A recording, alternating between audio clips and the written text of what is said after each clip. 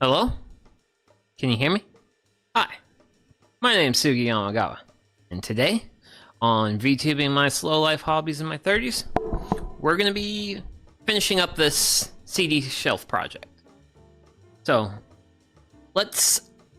before we get into it, let me talk about a little bit about where we're from and what I've done. So, first stream last week on this project was milling sassafras lumber, which I have a piece. Corner in land. Actually. Ooh. Reasonably good spot. Better spot. So. This is actually a piece from that lumber that we milled. And reason why it looks different on one side versus the other is this is the side I've put a coat of stain on. And this is the side that I did not put a coat of stain on. And whenever you're working with wood and, well, wood, any project, always do what's called test piece with your stain, so that way you can see how it turns out. And this, I like it. It's fun. It'll be great. So I've already stained one side of the boards, but not the other because time constraints. But the side that I did stain, that's going to be the inside of our... That's going to be the inside of our shelf shell. So it's basically going to be like this inside part. So once we put everything together, I'll be able to then stain and do all the work I need to do on the outside because, well, this is actually a single coat that I just did as like a test piece, but all the boards that you're going to see today, those have been stained with 2 coats. And with some sanding after the first coat, and I thought there was a need to sand after the second coat, and I did a real quick sanding on my boards, which are right back here. Actually, this one you can almost start to see a little bit. But yeah, if the finish looks a little weird, this is going to be the inside part of the shelf, so I can afford to be a little rough with my work because it's going to be hidden with CD, which I actually have some CDs. And basically, focus for these is going to help me make sure I get reasonably even shelf spacing, because I've measured everything, I've done the maths, but nothing is better than actually having an actual reference. So, what we have to do today. So, project 1 is going to involve these dowels. So we're going to be making dowel holes, and we're going to be putting dowels in. That's going to be like the first step. And the 2 boards I have next to me right now, those boards are going to be the ones that we're going to put the dowels in. Once we get the dowels done, we're going to put all 4 pieces, basically the main frame of the shelf, together. Then once we have that together, I've got some cardboard, which is a material similar to this piece you see here. Granted, this little thing is going to serve a purpose. This is actually going to help us with our dowels and our dowel spacing. Basically, my game plan is to get a measurement of where I want the dowels to go on the board, and then in order to make sure I have like consistent spacing, I'm basically going to use this as like a template. Eventually we're going to put 2 holes in it, and then with those 2 holes in it, we'll be able to like basically have consistently spaced dowel holes, and hopefully everything will be nice and level, and I'm optimistic. But we'll see.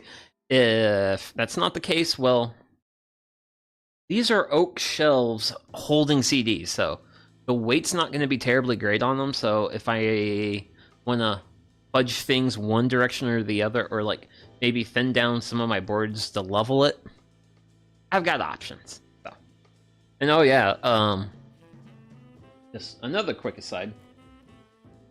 So this was one of our pieces, and that line you saw is a cut line, but I actually took my cut line further back, and yeah, this board basically just split immediately on me. Hey Lillian! Oh, thanks for making it. We're gonna be drilling and doing stuff, and hopefully I'm not terrible at it. We're gonna find out. But yeah, I'm talking about how this, like, so basically this wood had some rod in it, and when I cut it off and it hit the floor, it basically insta-split, so.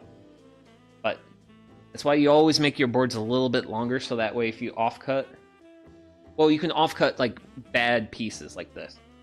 Like, there is a little bit of, where's that? Of, like, this rot. But that's not, there's not enough to, like, affect the structural integrity of rest of the board. But yeah, glad you can make it. So, let's see. So yeah, I was just basically going over, like, today's to-do list. And basically, to-do list is put dowels in. The dowels are going to be what's going to hold the shelves. Then we're going to put the frame of the shelf together. Then we're going to put the backing material on. And then we're going to cut the oak boards down. And hopefully that should be like a full stream and we get all that done. The shelf project will not be 100% complete because I still have to stain the outer side of all these boards. I got one side and all the edges, and the one side I got is going to be like the inside of the shelf. So we're going to get to the fun part that I have infinite doubts on my ability, and that's going to be on this side of the world. So these are the two. These boards are going to be our vertical supports. These are the boards that we're going to have to put dowels in. So I wanted to do a couple of things to give myself as many advantages as possible. One advantage is reference material. And by reference material, I mean something of size. Granted, I do want the shelves are going to be tall enough to hold full CD. Well, this is CDs, but in here. But this is a standard like DVD thing, and then I've also got like actual CDs for like reference. Because there's so many times when I was like planning stuff, I was like, man, I really wish I could take a measurement of a CD right now. And they were all upstairs. So I brought a few down. But my game plan is to have visuals. I want the distance between one shelf and the next shelf to be, well, actually, if I think about this right, the distance each shelf should occupy is going to be 8.5 inches. A little bit less. I forgot you were going to stream. I forgot you were going to stream. We were going to watch a stream while we ate dinner, so I left a bit when I saw your live. Oh, speak of the devil and he appears. Yeah, so. Actually, a thing I just remembered is my 8.5... Well, for record of kind of how tight things are going to be, a full DVD case is 7.5 inches, roughly. I think it's a little bit shorter. And we're going to have 8.5 inches for basically each space for the shelf. And I have to include 3/4 of an inch for the actual like oak boards that are going to be the actual shelving. This is not going to be the shelving. This is too thick. Way too thick. I will lose space. If I were to use these boards for it, I would actually lose one of my 7 shelves. And this shelf is meant to hold... I originally spec'd it out because this was basically the largest size of shelf that it could stick in my room in the spot where...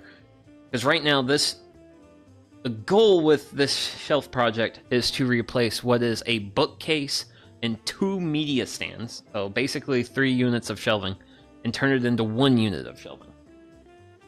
Is the goal. But those are going to go there. But yeah, I have to be... This is the part where I'm kind of nervous and I have to be like the most careful of in order to make sure I get all my spacing right. Because I do have... Basically, this is a jig template. A little big, but that's fine.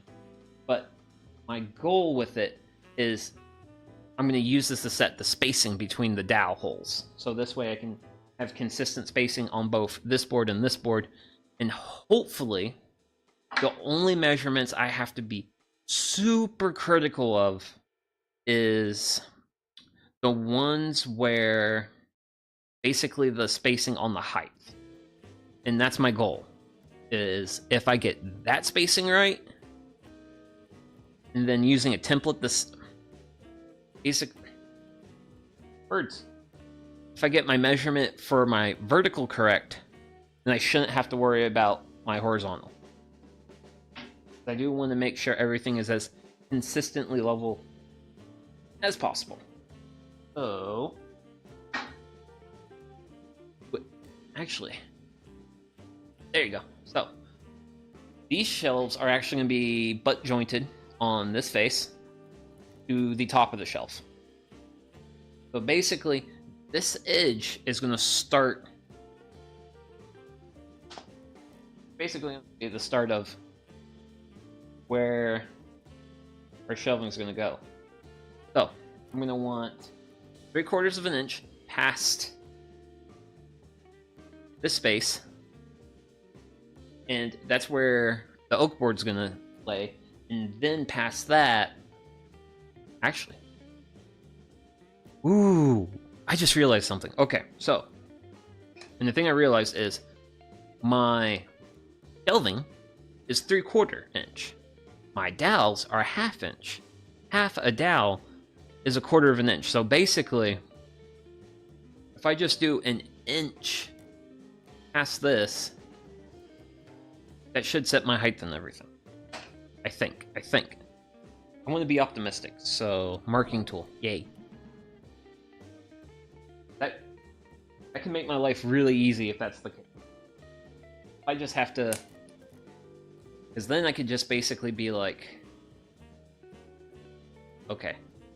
Yeah, there are going to be... I'm going to have to be really careful with the measuring and stuff. Because when I measure my dowel height locations, that's not where the bottom of my shelf is going to be. And I have to be really smart about that. I have to... But...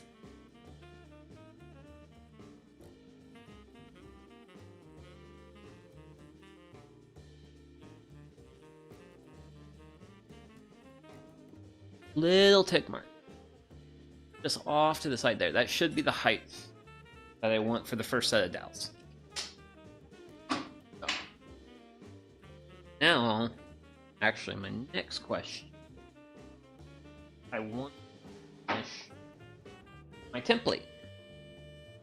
So, I now need to think about my dowel locations, because I do want my shelf, so this edge here is going to be the back on this side of the board, and I'm actually going to want the shelving to be gapped by a 1/2 inch. So, my dowel location be a little bit standed off, but I also need it to... needs to just be centered appropriately. That's the long and short of it.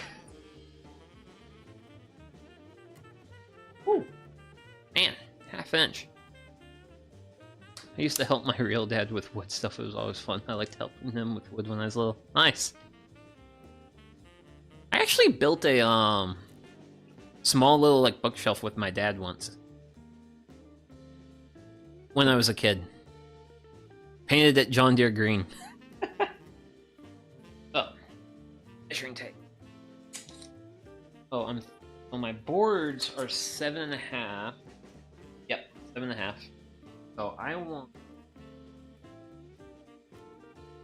basically our location. Well, actually,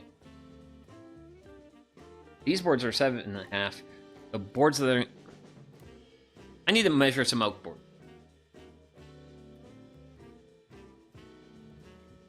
Okay.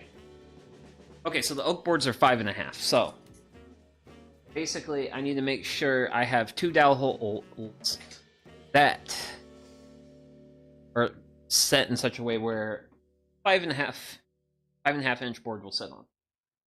So if I'm going to sit an inch off here, ooh, okay. So if I give an inch here, 5.5 will fit in the center. Good. Basic.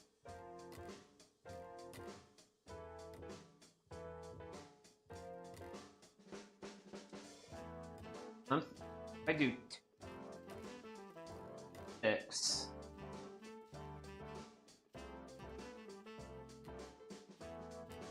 Yeah. Well, that's actually 5.5.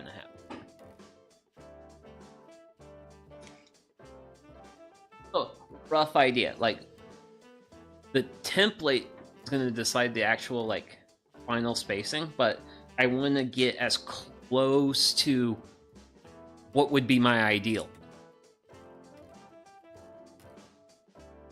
And then I just got this busted board as, like, a backing stop because I'm about to put some holes in it.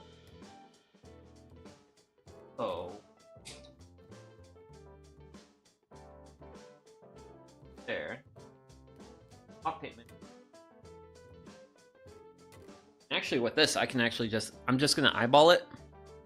Where I'm gonna one hole roughly at this point, roughly at that point, and that way, when I put a 5.5 inch board, it will rest on both dowels.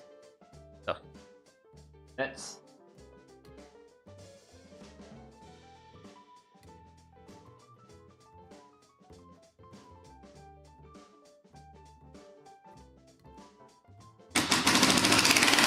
uh-oh. Hey now.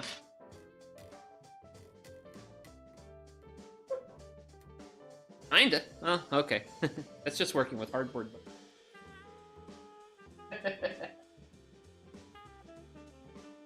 Next one.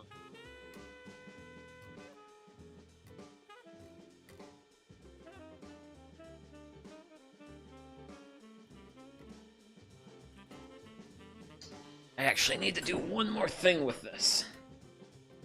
Because this is... So this is the point of the jig. The point of the jig is make my dowel holes as consistently level as I can.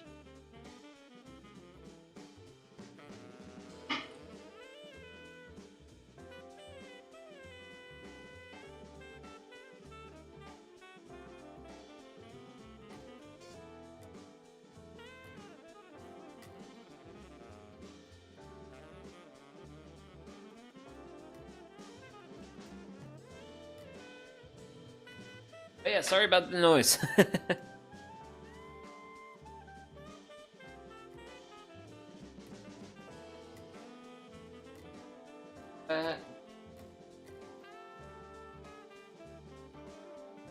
Okay, sweet. Sweet. Oh, I do my second hole in between those two lines. The dowel should be level with the goal.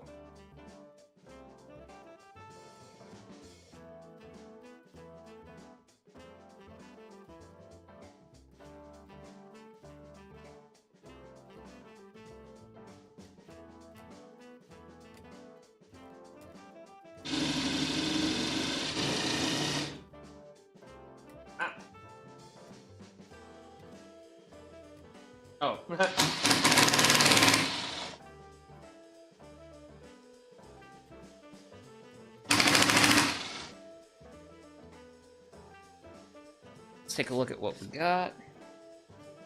Ooh.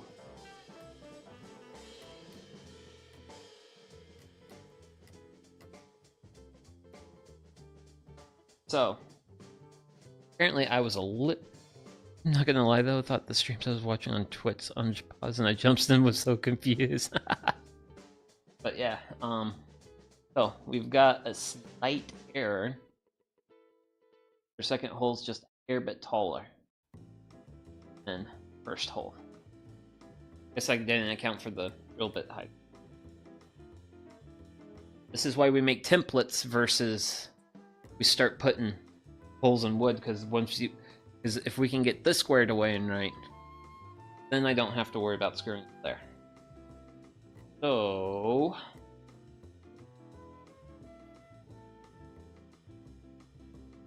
have option. Option 1 is I re-level my stopper.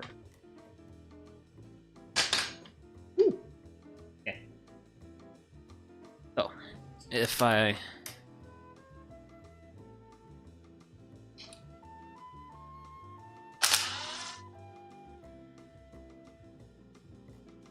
with that screw out, I can basically pivot this in reference to this edge and hopefully figure out what is good.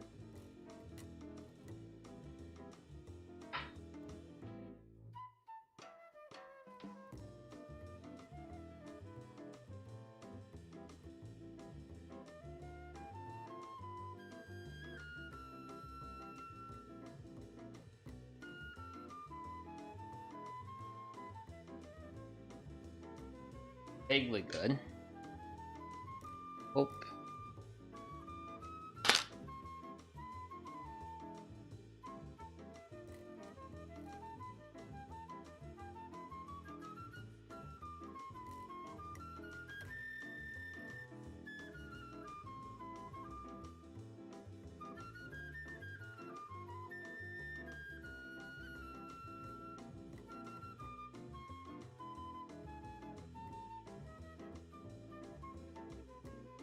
Correct answer is actually try making another set of holes, and hopefully those will turn out better.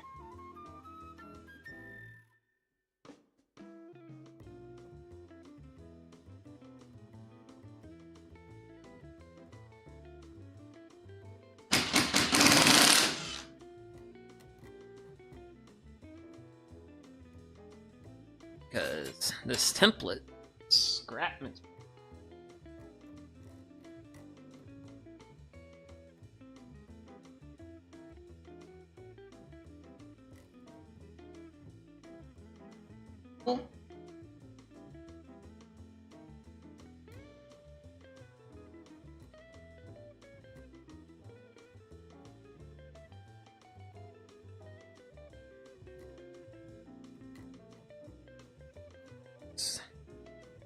I'm going to be brave on this one.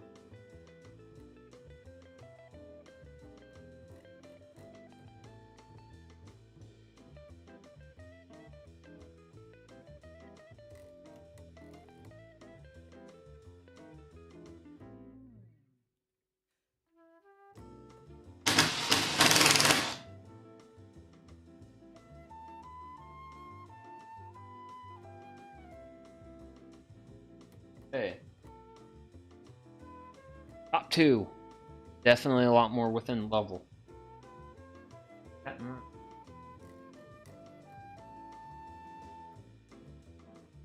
Okay, I'm feeling optimistic here.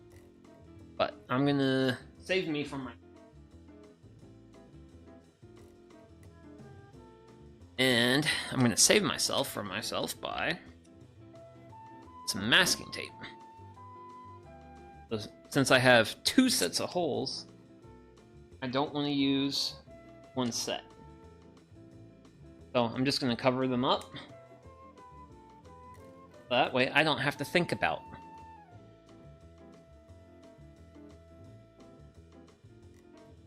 Sweet. Okay. Starting to feel optimistic now. Yes, this is easily the critical part of the project.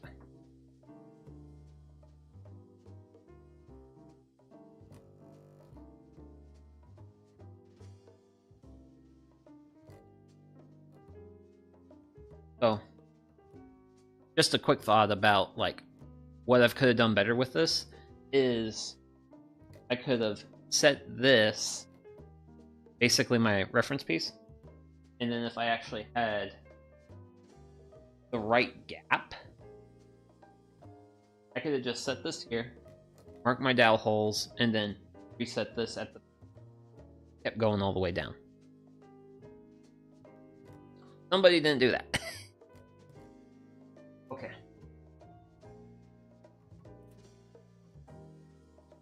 That. Oh. I have my mark from earlier. I have my hole centered on it.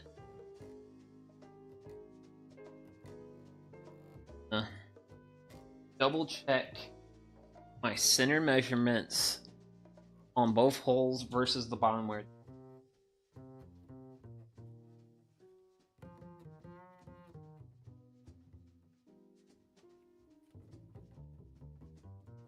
Okay. Sweet. So we're about ready to. You'll sit over there. About ready to make the holes. So I'm going to be busting out the big drill, because these are going to be half-inch holes. So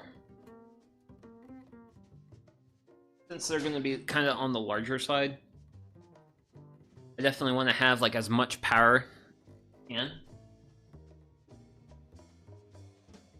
No offense to the battery drill, it's just the battery drill only has the power of the battery. Whereas with the corded drill, I basically have all the power that a standard outlet provides me, which is quite a bit of power. And let's so nice fastener.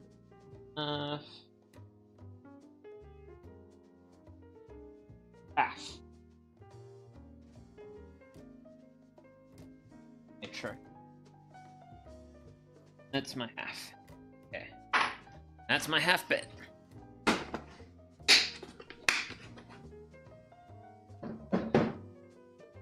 That's the only bit from there we need to use. Actually, I'll take the half-inch bit out of the drill.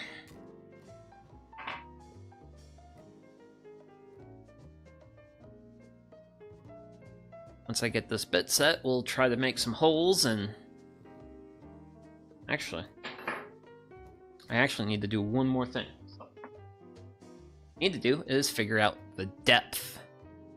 So I've got 1 3/4 dowels, that's the length. I'm thinking about putting the dowels 3/4 of an inch into surface. So I am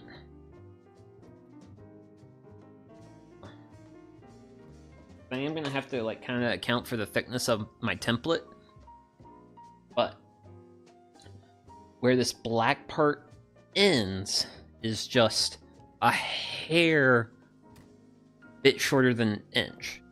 So since I have a little bit of thickness on my template, basically what I'm going to do is once this black line meets the top of my template, I'm going to let that decide the depth of my hole. Sweet. That's an easy way to do it. These markings you already have. Otherwise, if you're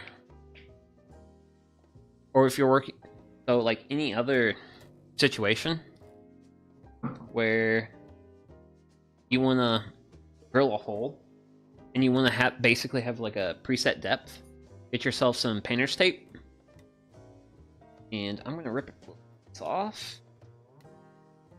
Ooh. grab an example bit. So you'll do something sort of like this, where the edge of your tape represents the depth of your drilling. So this way, once you see the tape touch the edge of your substrate, you're done.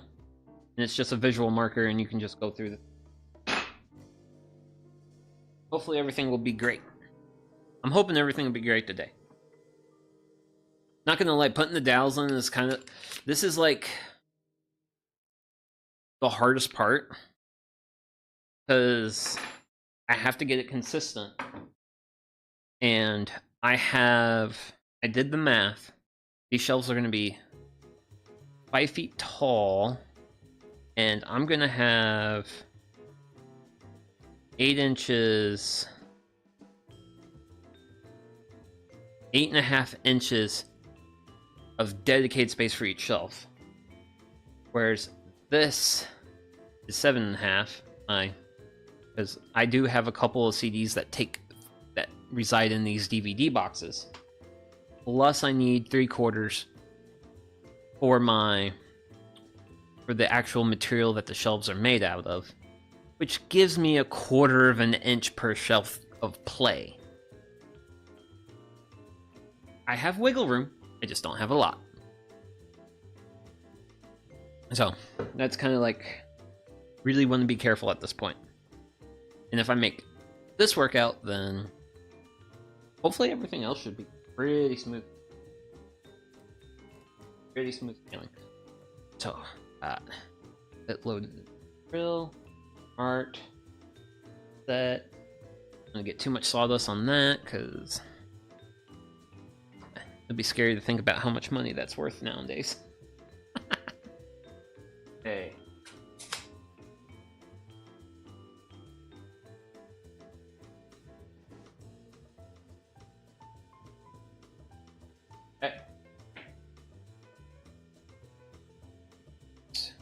That's the... Oh, yeah. Oh. Okay, so let's get some power to this.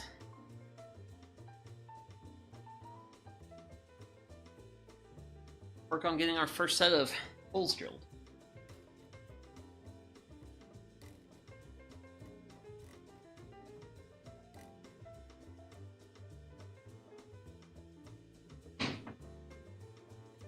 Do this.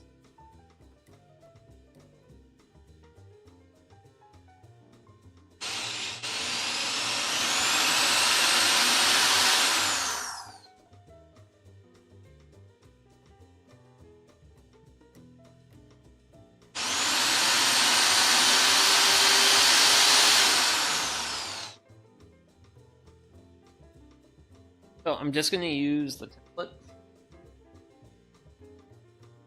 to cite my markings and as a check.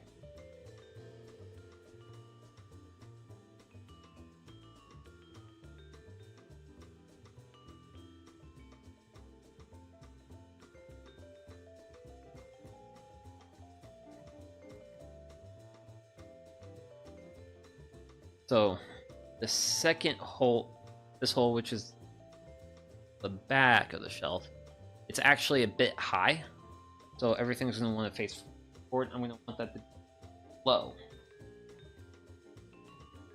which I know the easy way to fix it at the template.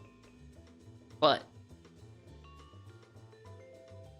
here I'm just going to make my drill hole a little bit lower than that circle. Okay, enough talking.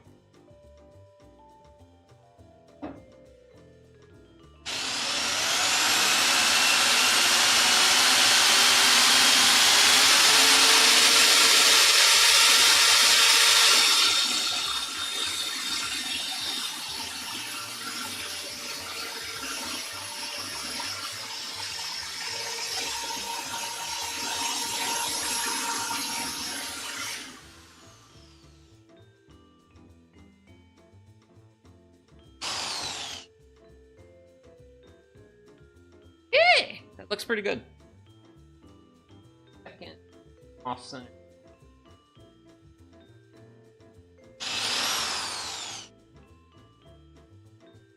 Off center.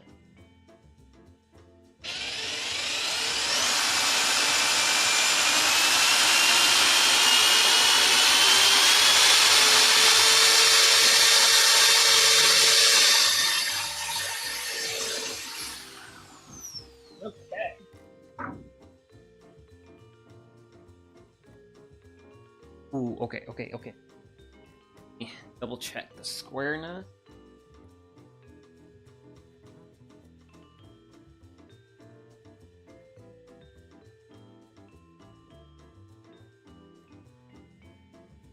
Ooh, okay.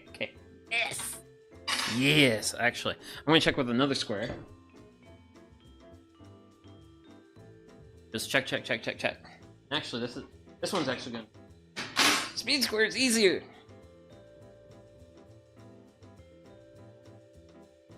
Oh.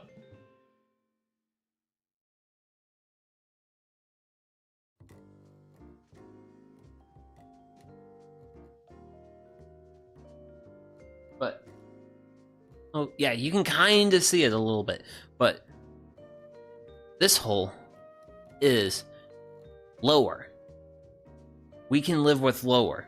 Because this means the shelf that basically gonna rest on these two pegs is gonna be tilted back. And if it's tilted back, the stuff's not gonna want to come off. So we can live with a hair bit of a tilt back.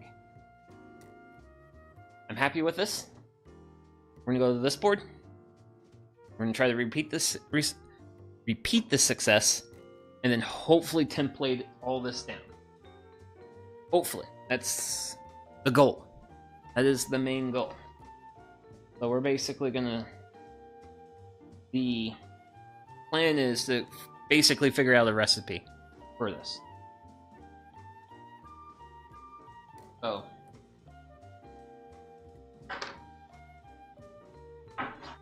Wait, would you... Please and thank you. So, we're gonna have this inch, then we're gonna mark.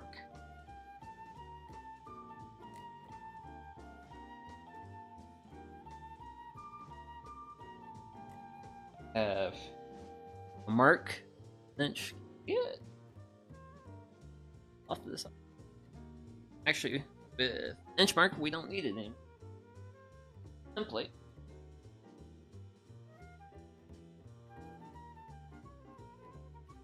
Failing.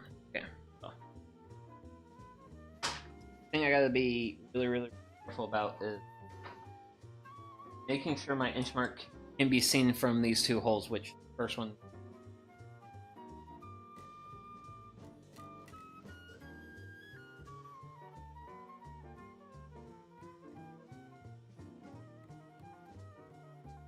Good.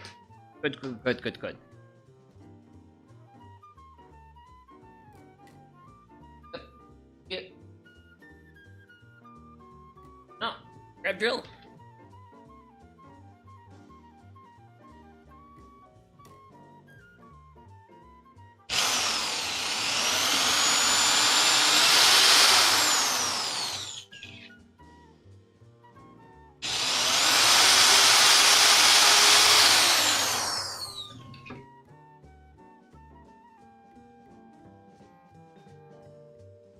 Earlier, after I did my first two, like, get the hole started, I tested it with the other square, and I thought it was a bit out.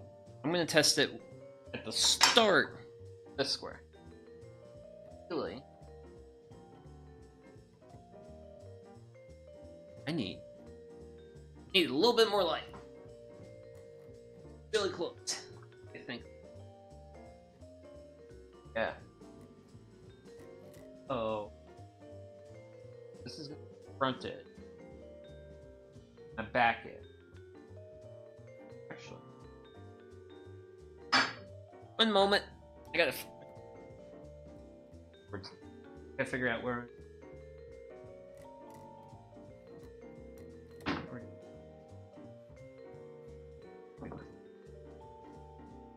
This is gonna be the front edge. Game plan.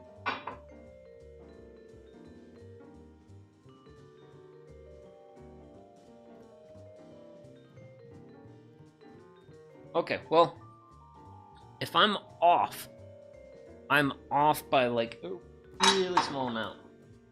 Really small. Why worry about that small? Yeah, I'm like, so the jig is ever so slightly off, but that's by about 1/16 of an inch. I can live with that. These holes are good. We'll drill them out.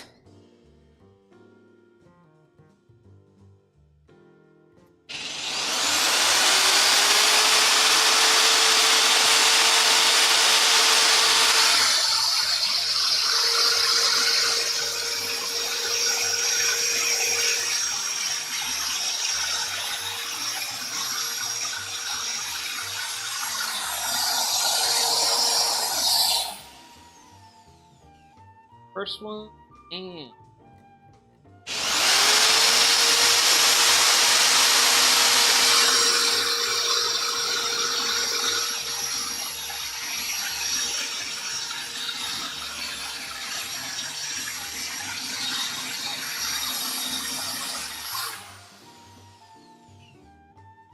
that's the other one. Pull that off the. Oh. Oh. Ooh. So the next part I have to figure out is my spacing going down, because this is gonna work. Now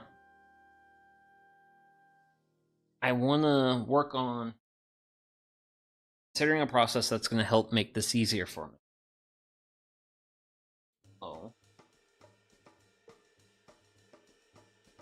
Granted, if I really wanted to take the next level, that might. Oh.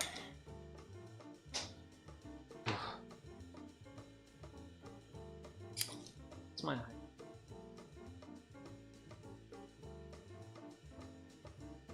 So 8.5 from the top of where the elf is going to go.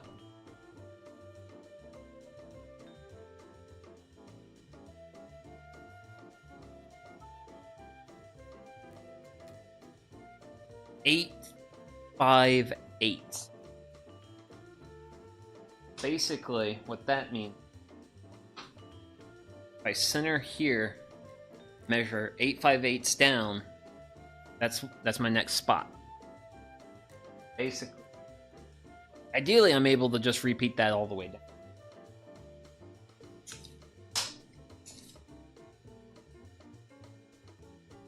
Five eighths.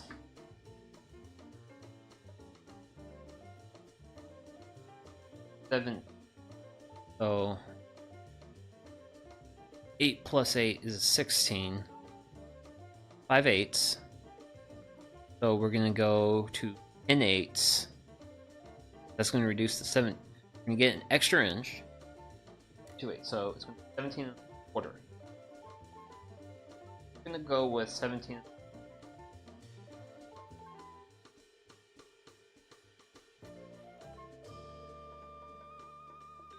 Supposedly. So to check that,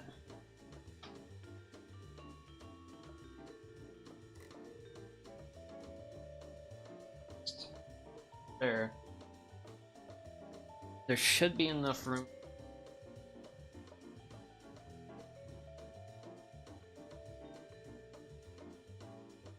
Okay. We might have a system here. Find that.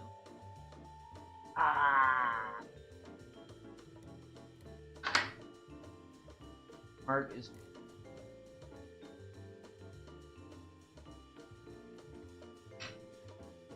Okay.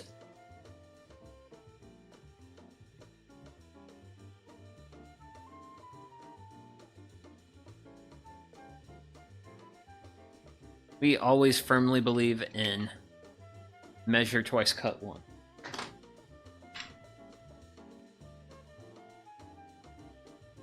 This.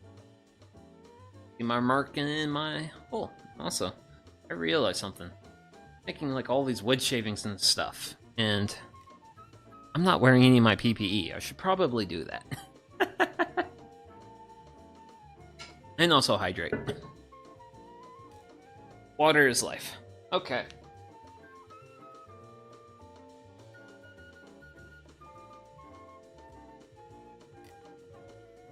Holes.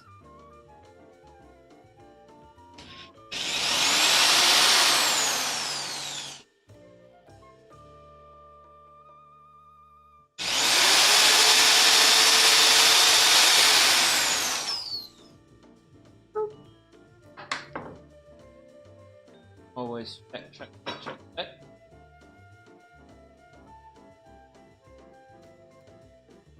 I'm happy with that.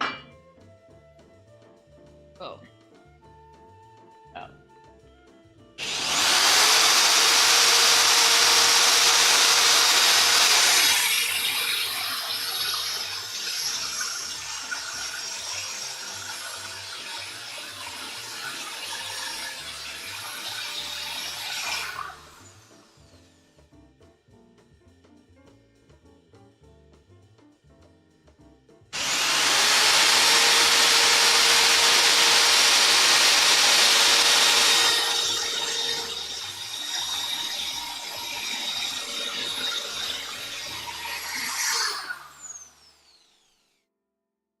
Hot dog! Another set done. Looks like we might turn. We might be okay. We might be okay. I hope, because there's going to be 6 sets of these holes going all the way down board. So, time for the next one. So, we were at 17.25 here. So we're going to go to 25.25 plus 5. 1/4 plus by 5/8. It's going to be 7/8. 25 7/8. Math at some.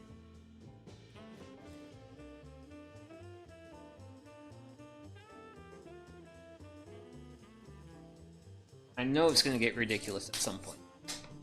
But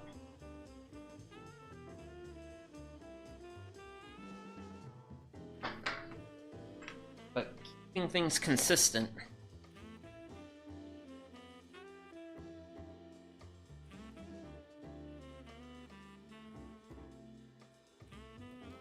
About where I want it.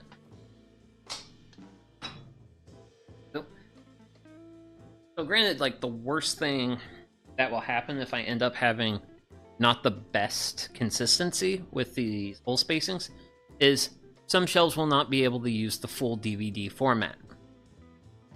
Which is fine. Because this structure is meant for CDs. And that was also like a lot of things when working on this project was, I got cords I'm stepping over, was like a lot of design considerations and such. For example, like one reason I was willing to just put shelves on dowels, I'm just putting CDs on this, so this doesn't need to be super structural, and also it's going to have a pretty good amount of size to it, so it's going to have just enough weight to be stable, and I won't have to like worry about like making it like super sturdy. Like if I was making a shelf this size to hold books, I'd probably go ahead and add like another center board. So that way I wouldn't have such a long span. But thankfully, these things are actually pretty light. So they won't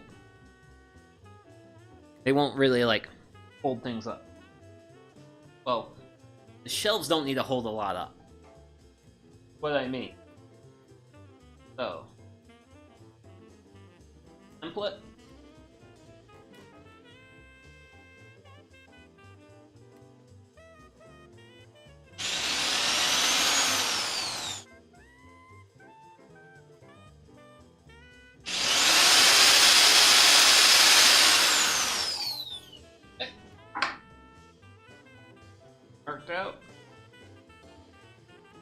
Now time to drill them down.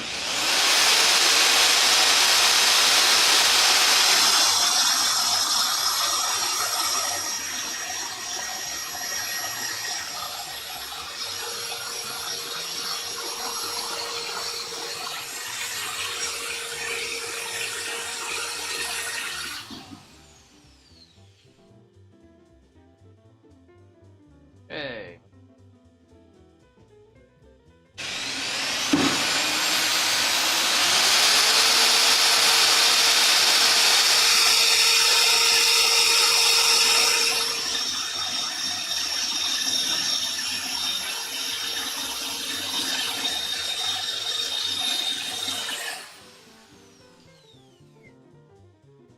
Yeah!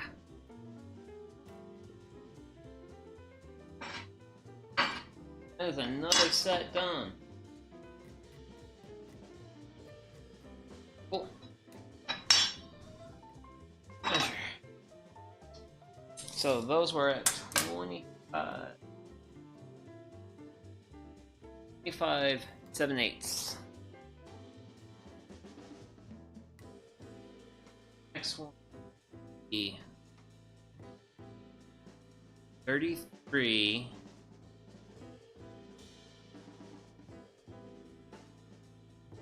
34 and a half. 34 and a half if I did that math right.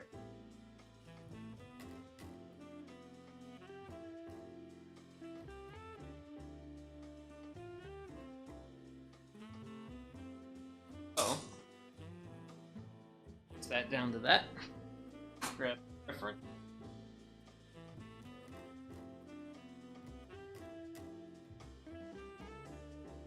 Check the math.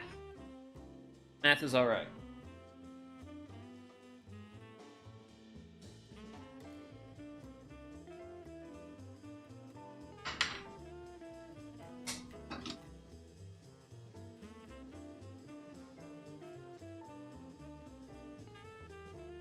Okay.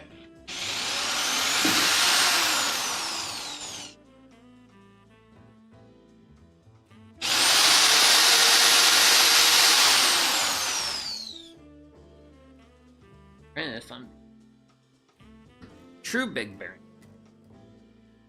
I'm gonna should probably be keeping track of my math. And I can't always measure off.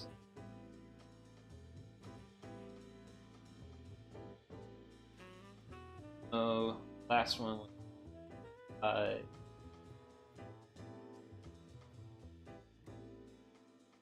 17. But we'll refigure those out. But I should probably keep track of the math I've already ran. It'll probably make my life a little bit easier when we do the second board. A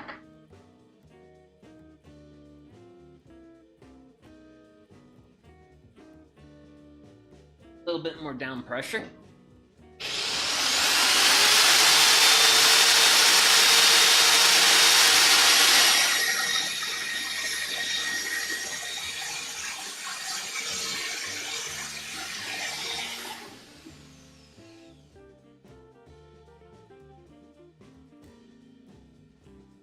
Okay.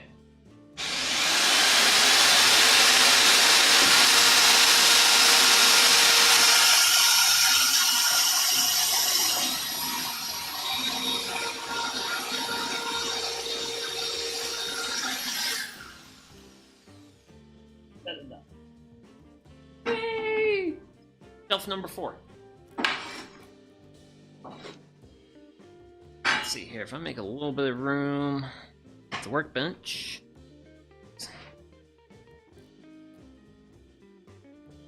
I have to set this up a bit just to see the last little bit.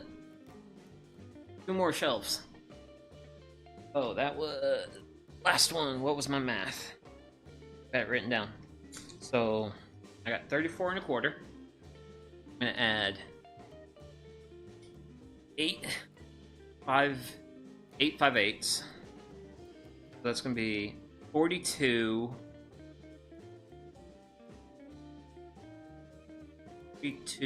42 7/8.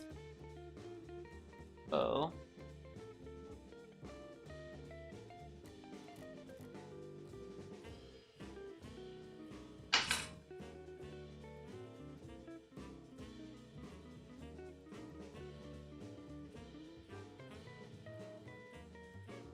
Ace. Let's grab reference.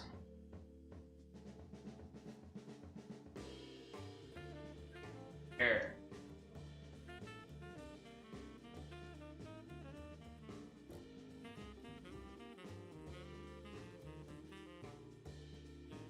So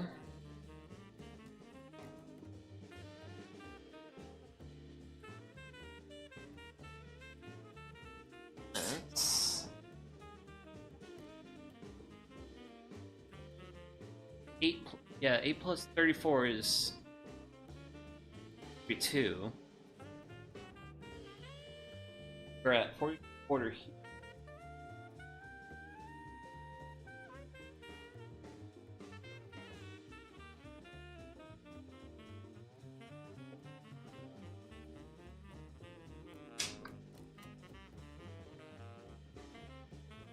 Oh, I had a rhythm go.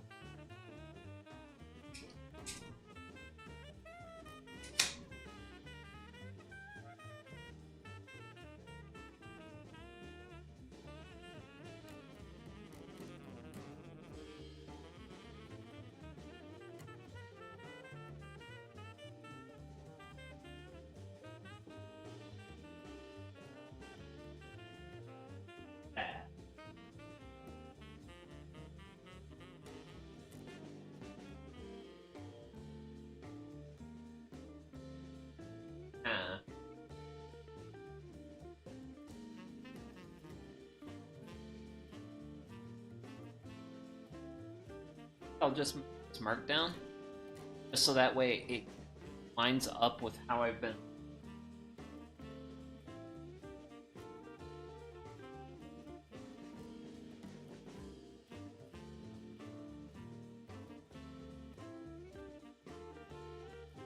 Three 8s down. Like, not moving it really far, we're just moving it kind of low. Both.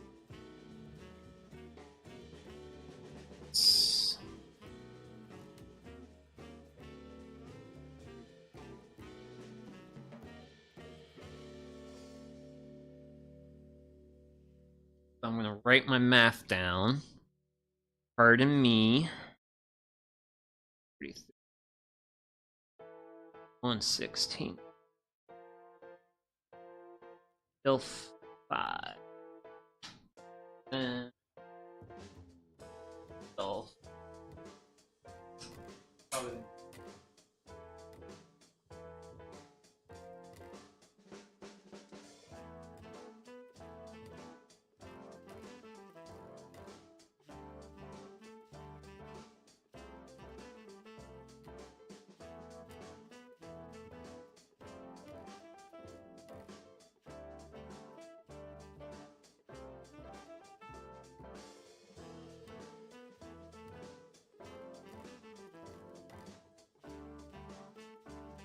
Huh. Might have done things a little tight. Oh.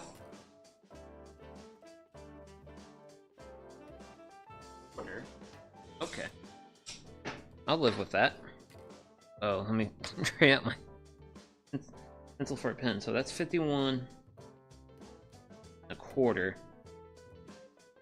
I'm writing everything down, so I have a pretty good rough idea of what I did here, and then I just replicated on the other board.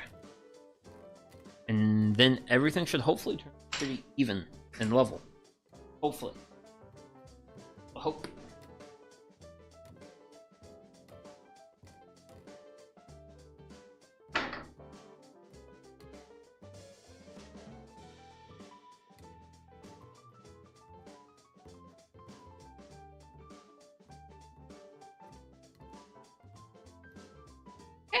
Okay, sweet.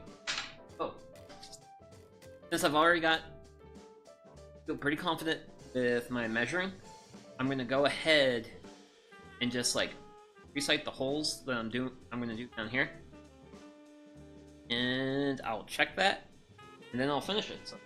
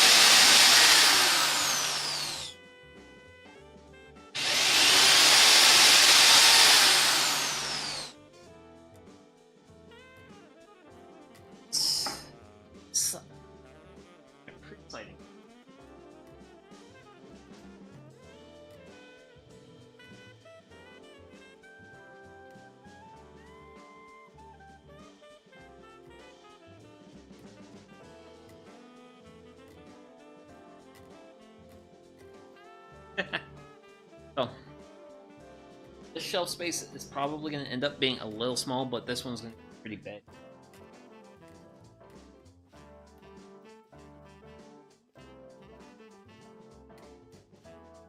Measuring tape, please, and thank you.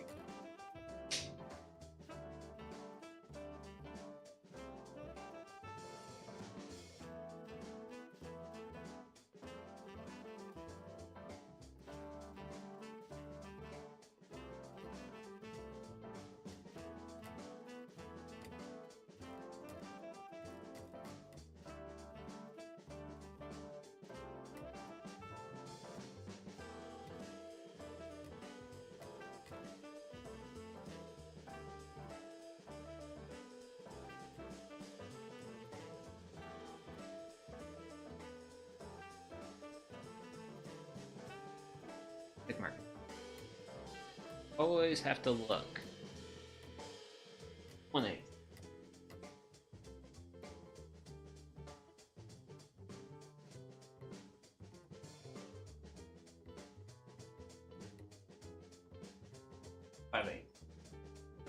Okay. So, after referencing, I am going to bump these holes down by a little bit. That way I get... Because if I keep the shelf spacing as consistent as possible, it's going to look great. But if I get a little inconsistent, then it's not good, but it is... Because, like, this shelf space right now is shorter than the others by, like, 1/2 inch. Measured, and I actually have the room down there to work with to move it the 1/2 inch I need to get the results I want.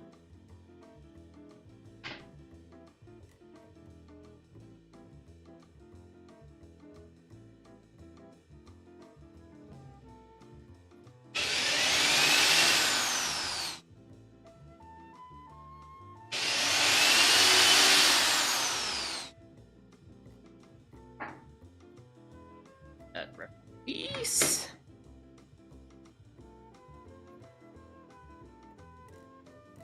Check until you get tired of checking. It's how you end up not having a sad time.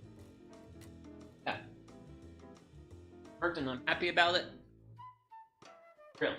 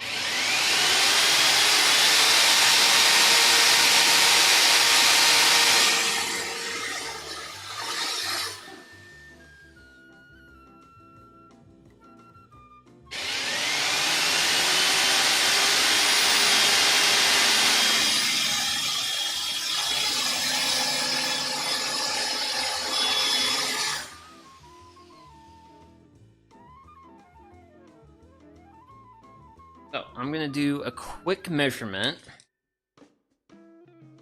So when I called that last one...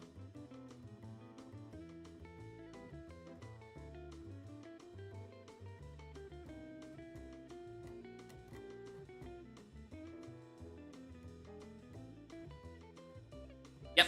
Okay. That's what I was hoping it would say. 1 3/4. Final shelf. Cool. Sweet!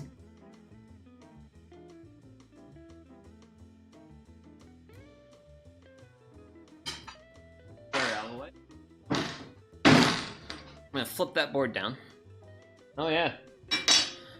Here's like a really big side-to-side comparison of with a finish, without a finish. And the finish I used, just used a clear coat of polyurethane, warm stain. I kind of like the look. Like it's rustic. It helps darken up the sassafras pretty nicely, I think.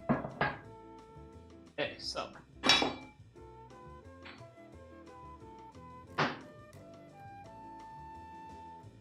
Good news. We've done a lot of measuring so far. Incredible amount of measuring. And hopefully, thanks to that, we will have a pretty smooth run with this. Granted, I did not write down my first measurement of when I added, well, actually, when I added 5/8 to itself, which, if I remember right, that was 17 and a quarter. What it was.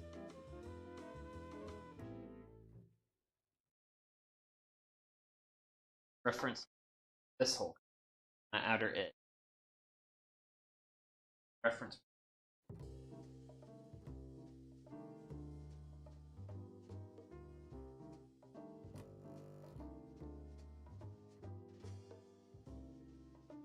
There's my 17 quarter mark. I'm gonna grab my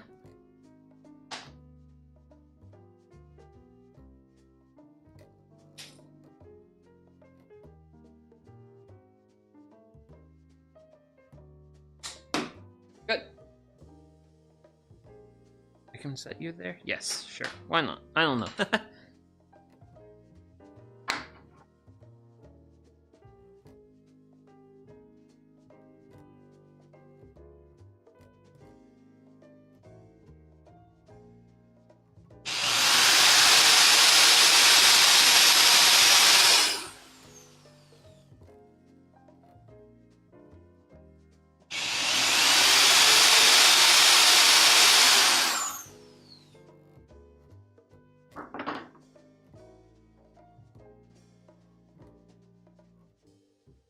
And since we've just done a lot of measuring to make sure, like, set of holes works, I'm just gonna run with it.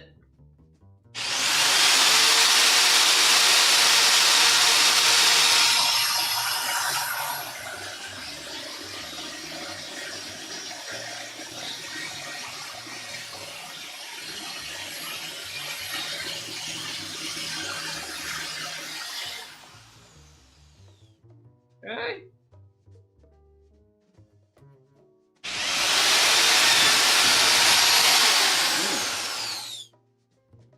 That wood's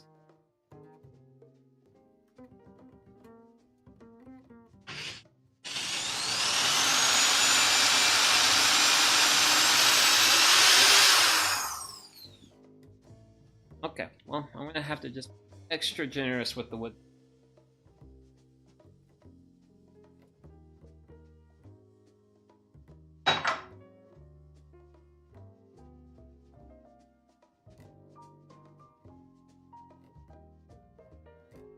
Looking good.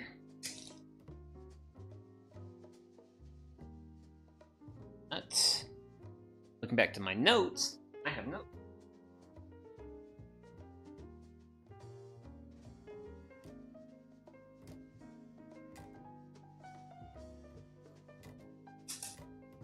Five, 7/8. Then I'm gonna also just continue to do. I'm gonna continue my referencing.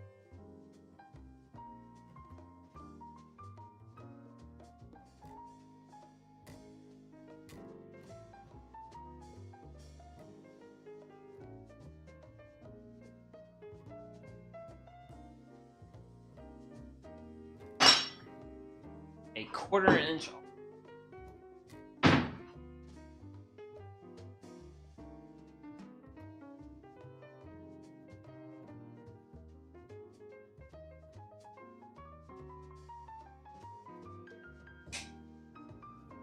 Do it.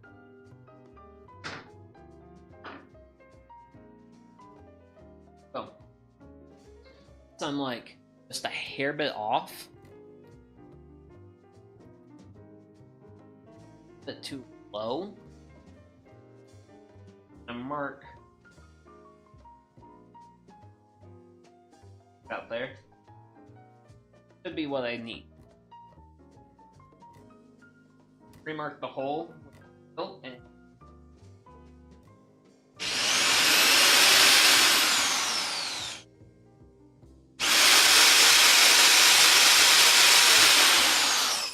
okay. That. There.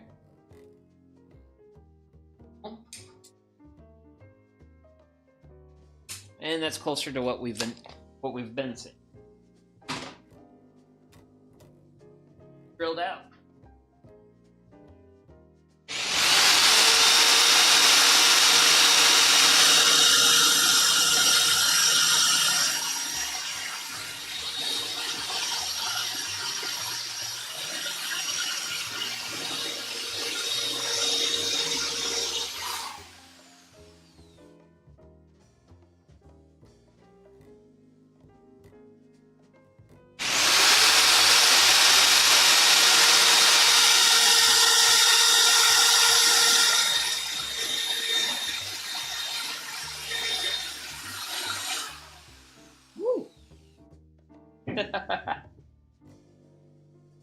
Oh, I meant to say that I had this too bit.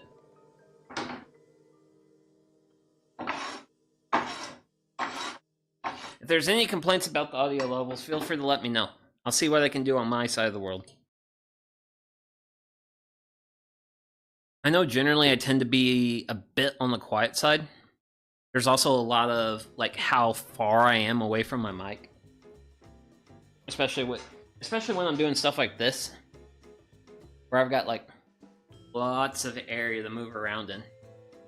I've actually bought Bluetooth mics just so that way I can have like a secondary mic like on me when I'm doing kind of like larger projects, but I haven't had time to like sit down, set it up and like troubleshoot it, because I really want to be careful of adding anything whenever I do a stream. I don't want to just like do a thing and see if it works. I'd like to test it out first. Kind of what I'm doing. That's why I have my little reference material, and I'm trying to like make sure everything gets sized out properly. Trying to get this right the first time, because I don't want to have all this like put together, set shelves, and then like, my shelves are off kiltered. By my measurements, they will be off kiltered by around 1/8 of an inch, but this is 1/8 of an inch over like a 5-foot plus span, which is going to be fine. Your side is good. I had my laptop turned up almost fully because my little bro was yelling at his game. And that sounds like little bros yelling at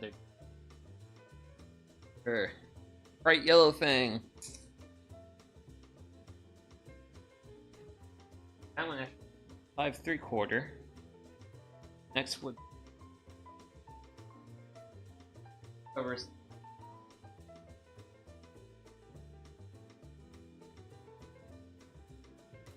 34.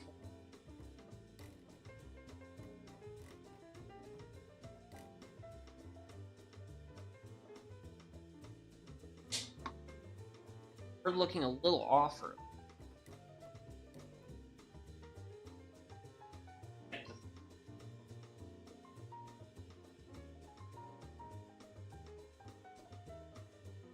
Healthy bit.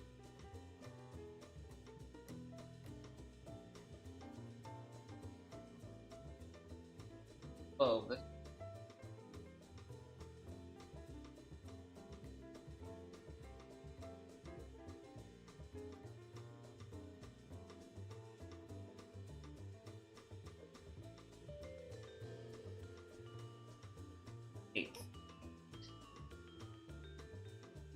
I'm okay being off by 1/8. That's an all right level of tolerance.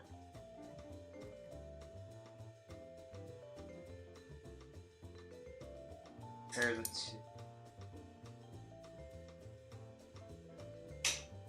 Mark. Lovely.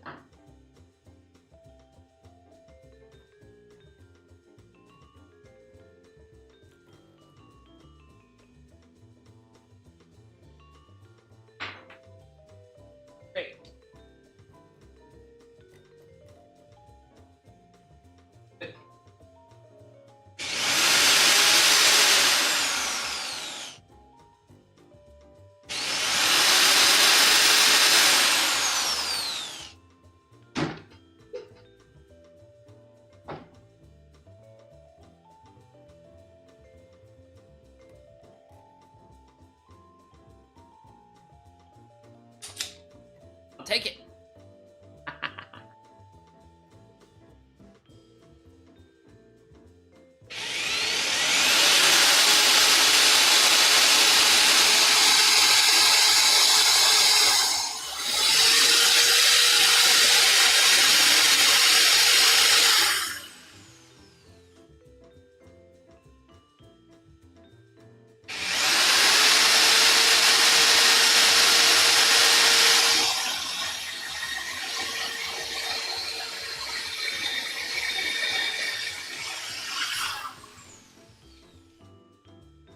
Okay. 4 sets to go. Oh. Oh.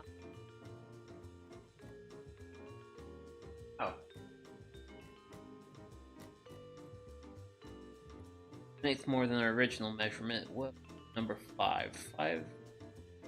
34 inches, 1/8. All yelling and stuff.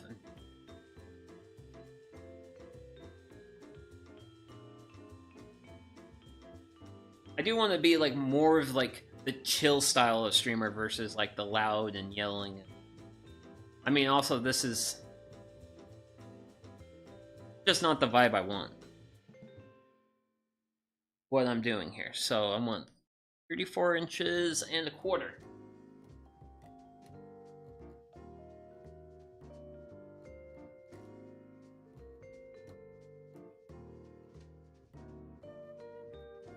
Let's be measuring twice.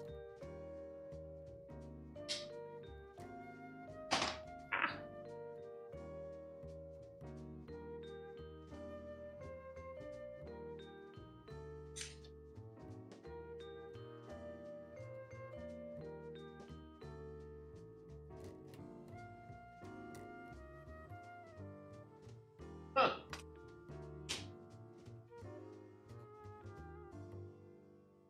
Sometimes it's like I'm a... But I am gonna...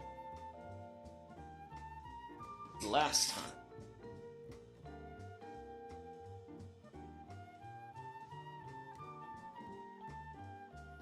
Last set.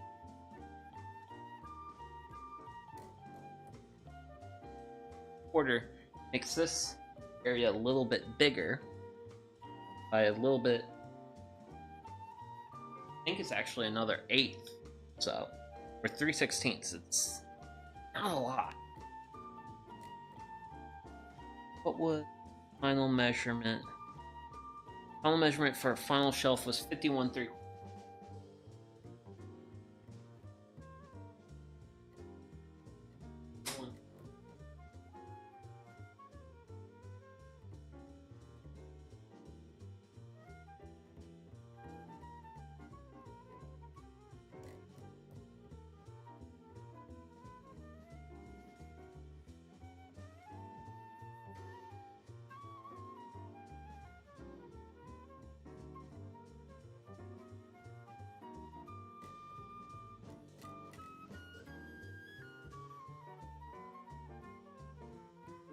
You know what? Evil. I'm gonna roll with it.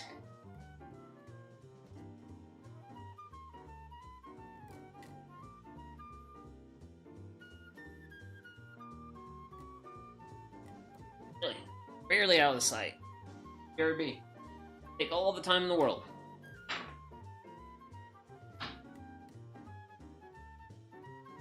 Just being I'm being far too tedious of a man.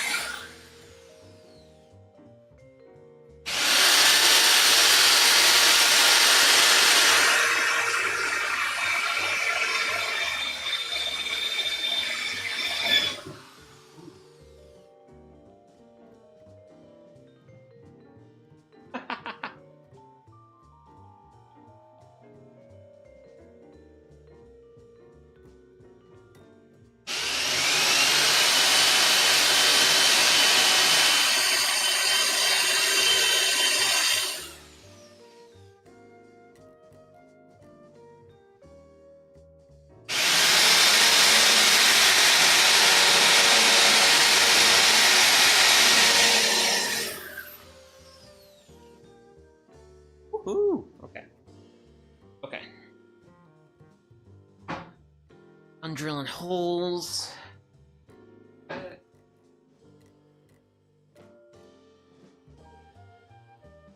Almost thought I punctured through that hole.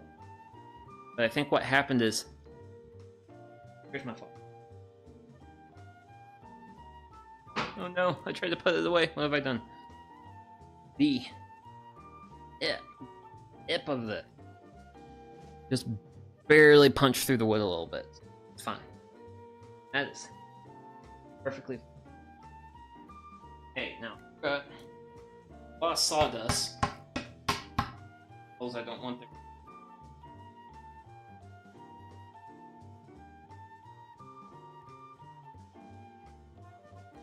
Oh, I'm good here. Real? Thank you for your service. Another board. Let's get that over there.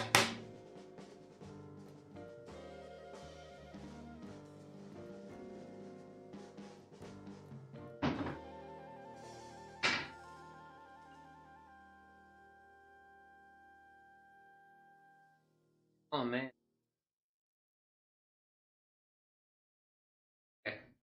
So the holes are ever so slightly off, but keep in mind any like height difference or anything, it's going to be affected across 5.5 feet. So it's not. I don't think it's going to be super noticeable. I'll find out. But yeah, so template, you were great. Thank you. There's probably some stuff I could have done to like upgraded you, made you a little bit better, and maybe have made what we've done flow better. But tape measure, beachwear, stuff. You've been great. You've been lovely. But some new stuff back. I forgot I had makeup on from when I went out today and rubbed it. Oh yikes.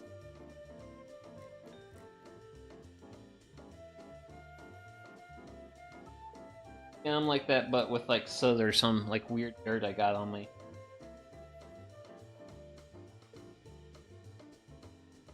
But yeah, we're now at the point of actually installing dowels. Yeah.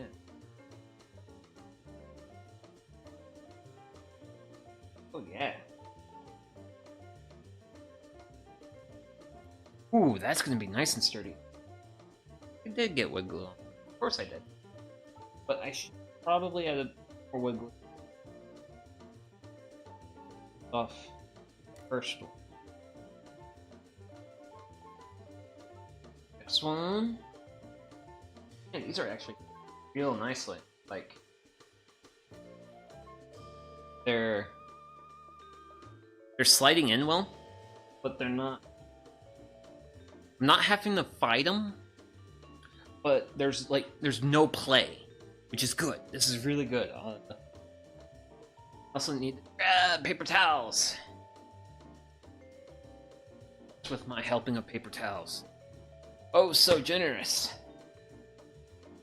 I want to wipe up the glue.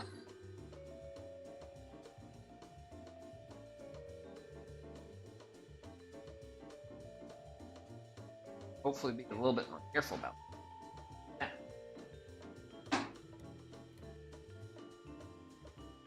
Whew. Man, it took a part of it done.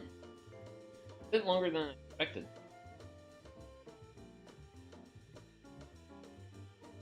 Long way, I believe.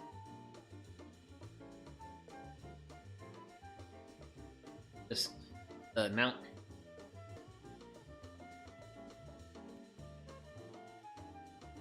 This one. Let's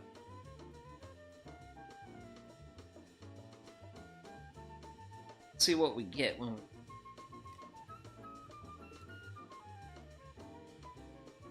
Smart.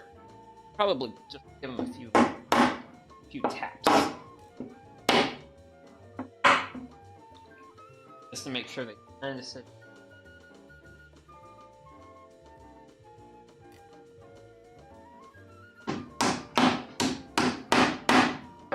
And that's what I thought happened. So this one's just going to be a little special, because what we had happen earlier is you can kind of see we had this like little bit of a crack here. I had some of the wood I was drilling was rotted and some wasn't. This caused my drill bit to drift off. So this one's just gonna be a little off, but it's off on this plane. So it's not gonna affect the levelness of the shelf, it's just gonna look a little cockeyed. But this is but this is also the one facing towards the back, because this is gonna be the front side. That's gonna be the back side. I'm not worried about it. But I mean,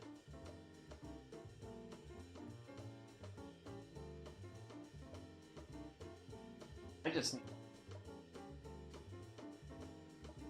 careful about my wood, because this wood glue ball is getting toward.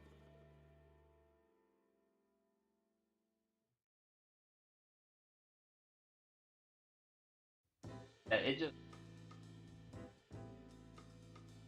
smart. Probably just hit him with wood glue. Start inserting dowels. Wood glue. It won't like tack up that quick.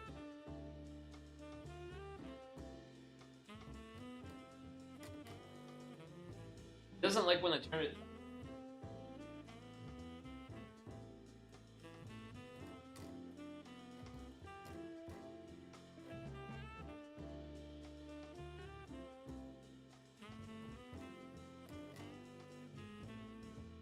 That'll probably make my it on. That will probably help.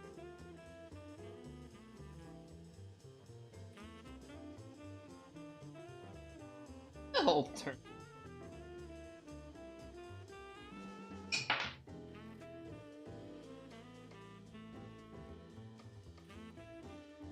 That one was stiff.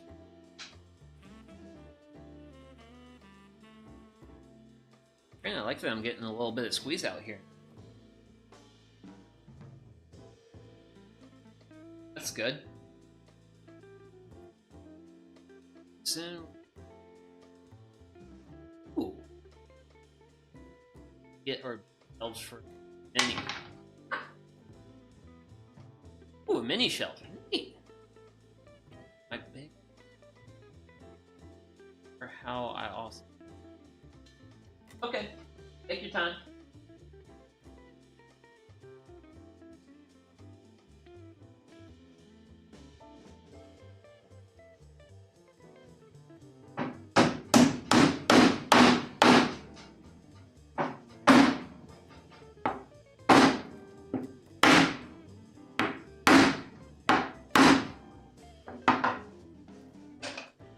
Good thing these are oak dowels, so I can be a little bit more on the violent side.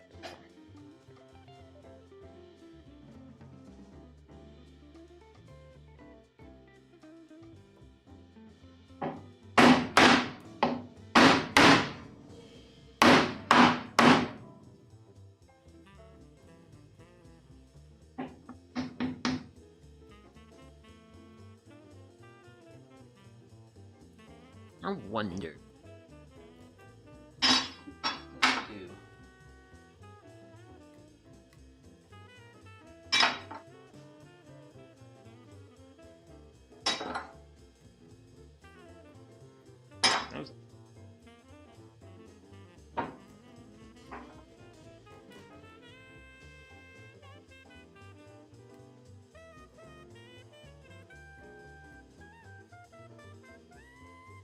Cool.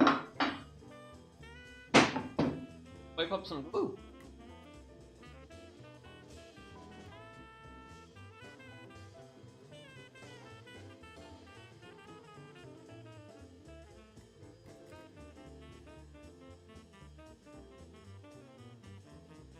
So that's gonna be side one done.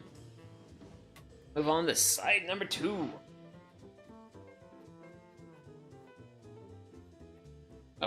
Probably. Actually. basically what I'll do is I'll do 6 levels of pegs, and I'll insert the dowels, and then I'll do the other 6.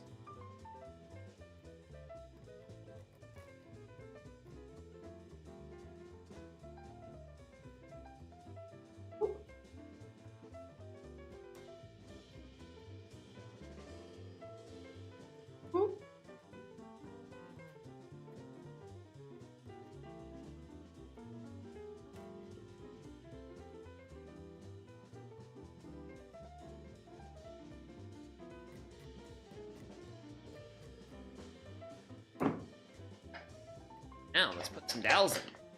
Yay!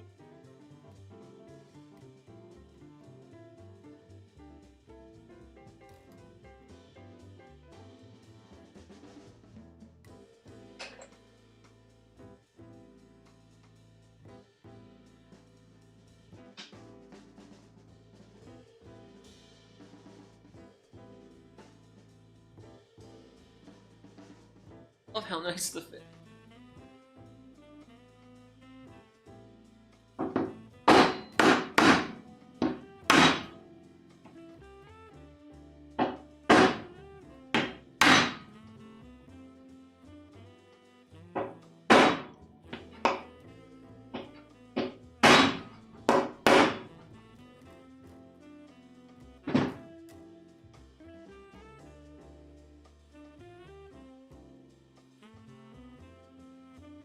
Whoa.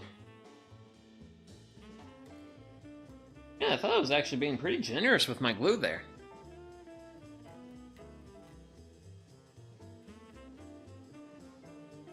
I thought I would have got a little bit more squeeze out there.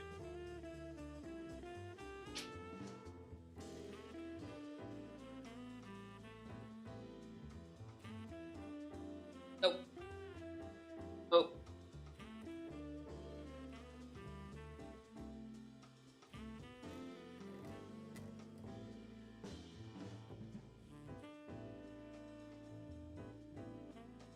That toward.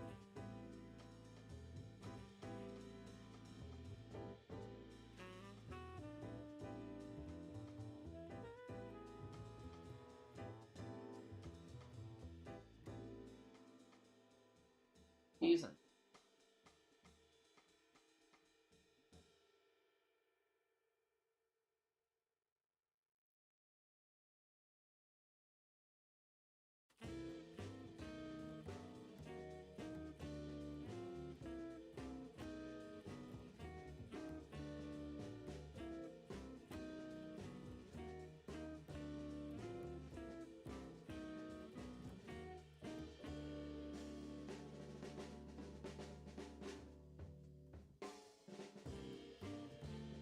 Well, I'm definitely get squeeze out.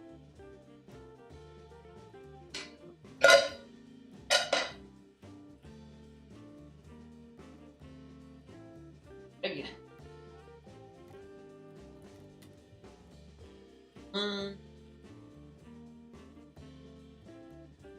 That's what we. That lets me know I'm using plenty of wood.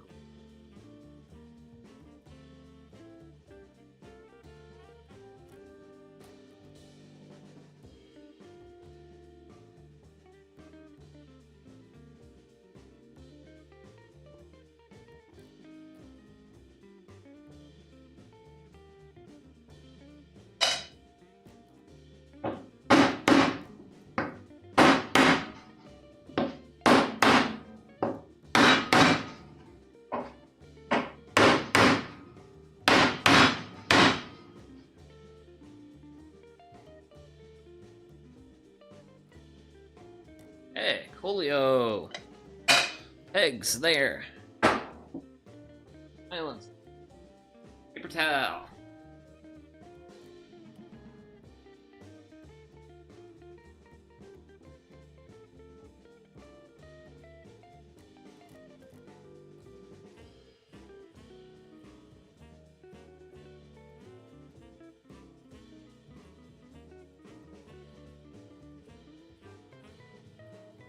Okay, let's see here. Just a little bit of squeeze up.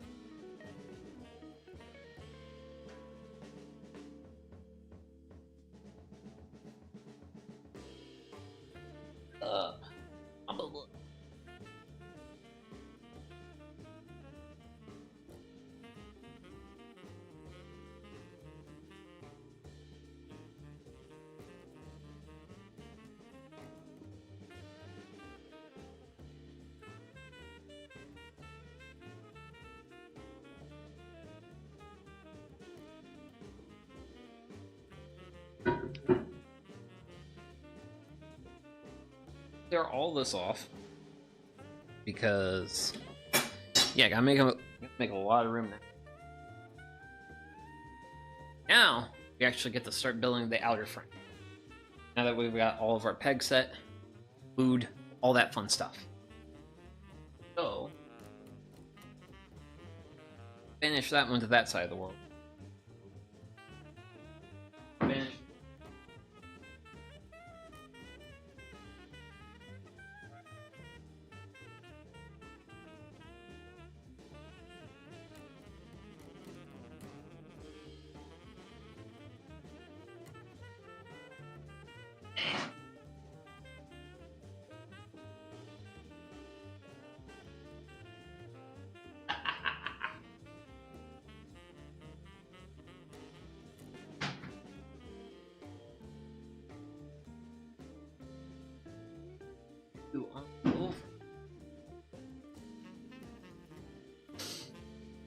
Fury!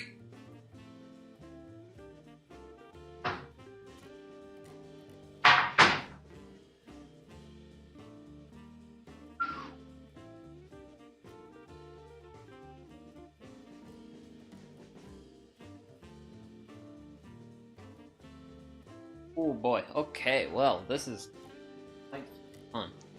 So, actually, I should do a quick count of these screws. I should probably count the amount of screws I have. Where I have enough to do what I want. I want to do 3 screws per side, so that's 3 times by 4. That's a 12. That number's 12. Oh, plenty. Sweet. Cool. So, screw there. Grab. Maybe several, I don't know. And let's find our right size. Ooh.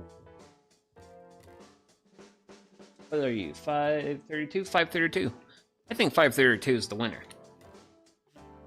So, game plan. I'm going to... don't want to set anything on that square. That square is going to go off to there. Cool. So, I'm going to try to do... get the surface flush, thumb surface, then secondary surface flush. And then drill a hole to a screw. There.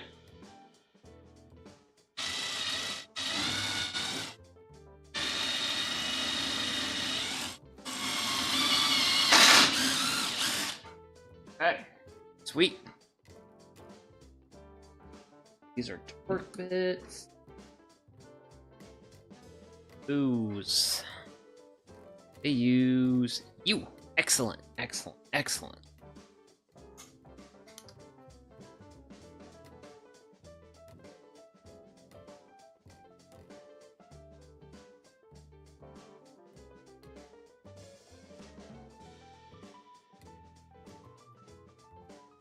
Up.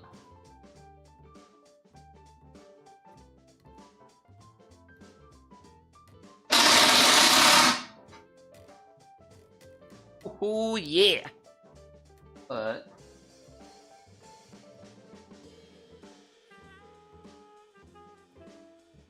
put something here.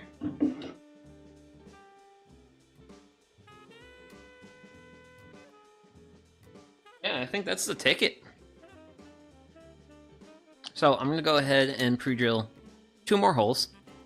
2. And we'll go from there.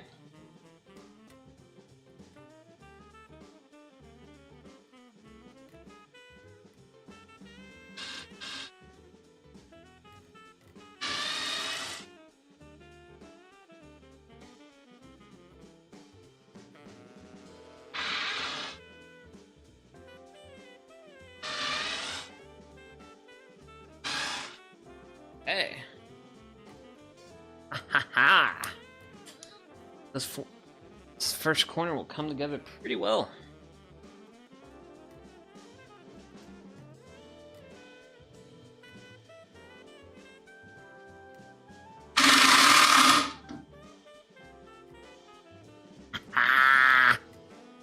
Loving it.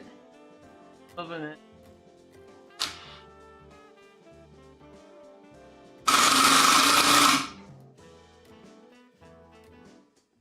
That feels flush. Feels flush. Looks good. I think. Kinda. Okay, so how do I want to do the other side of the world? Cause actually, I know how the other side of the world's gonna happen. Or casters. But yes, this is the sense of the absolute scale of this project.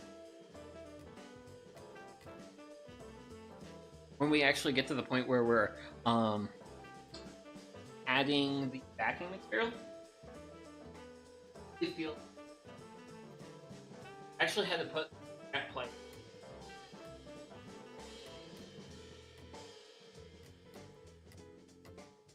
Hot dog. Yeah, this basically a massive.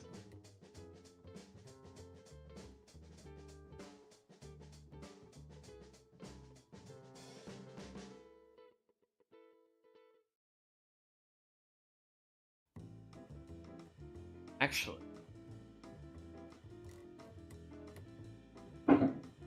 drop that.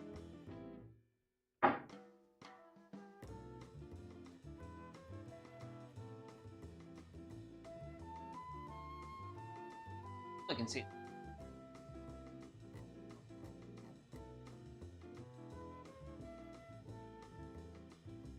Last time, Brian went.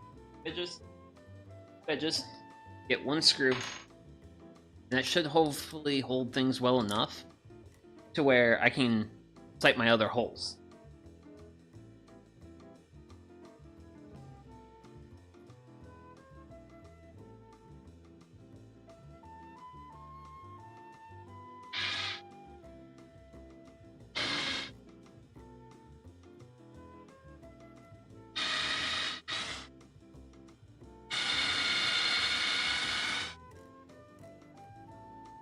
Okay. Work bet.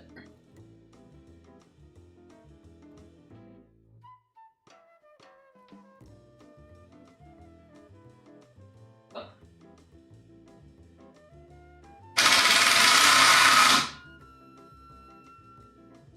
So, gotta pivot this out.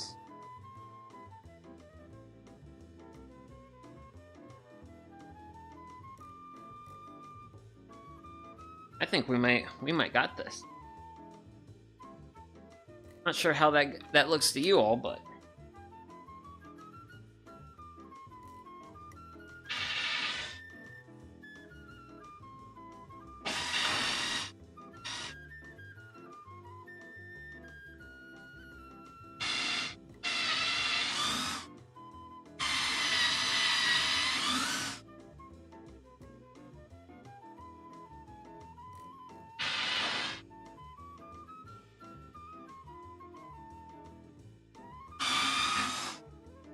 dog. Cool. Sweet, sweet, sweet. I know I keep saying that, but hey, like every single one of these corners where I feel like I get everything squared up nice and sweet. Oh. Fairly nice and sweet. Well. It makes me happy. Because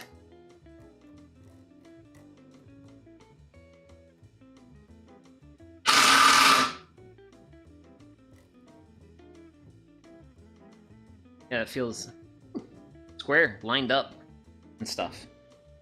Definitely enough at the point where if there was any correction, and some sanding or wood fill or any other commonly available corrective methods would be quite readily available to me.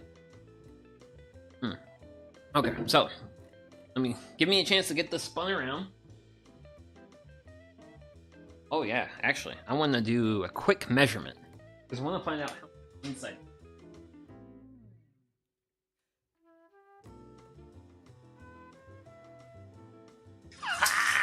Yes! As I calculated.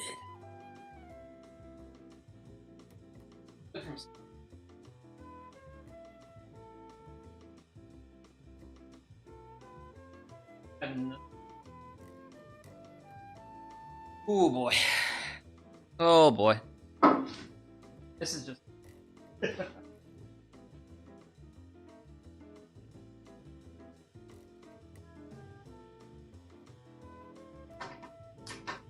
I am.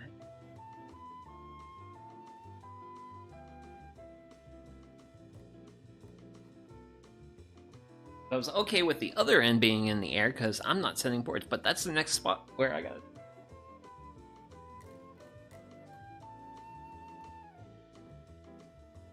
Press.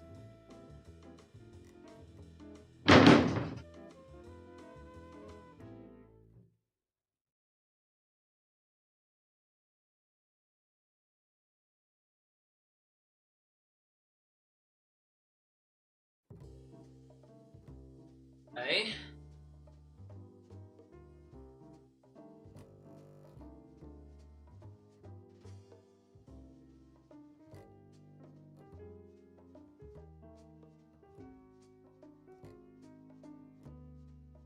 Ho ho ho ho.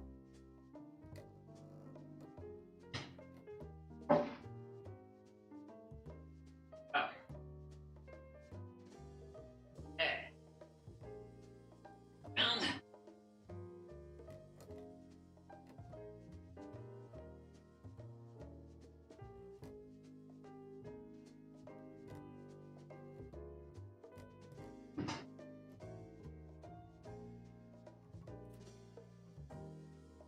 Love ya.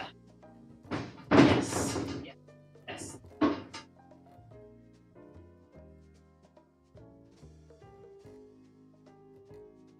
Hey.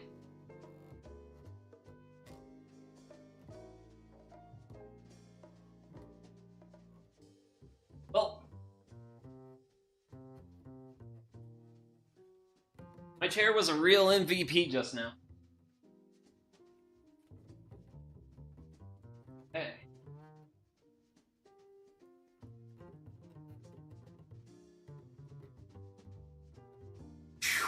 Ooh.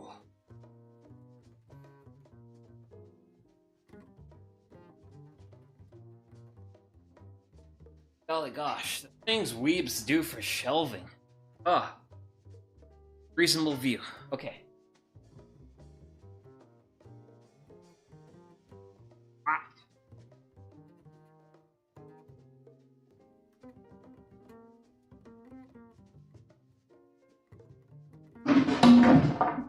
Oh.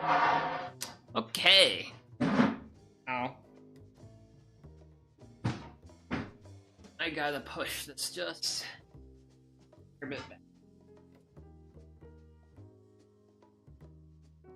And pull it back. There we go. Now we got a little bit of room. Try that one more time.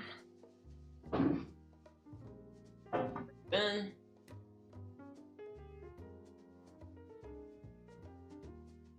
hand it in a block of wood.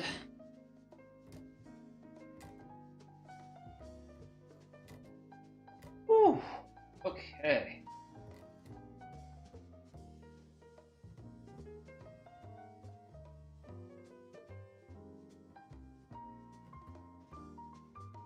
I want that.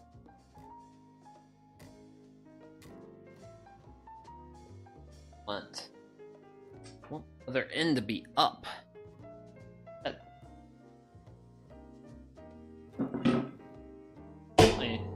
Dig up.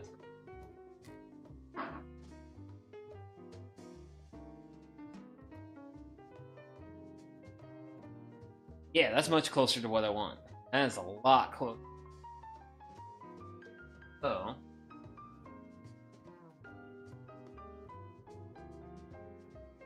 Excellent.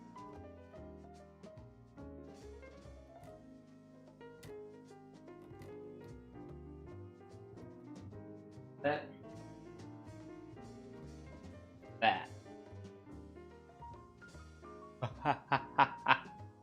I love it. So, right. So basically, I had everything just set up right to start my hole and stuff, and then I realized my drill did not have its drill bit in it. That's a pretty big list.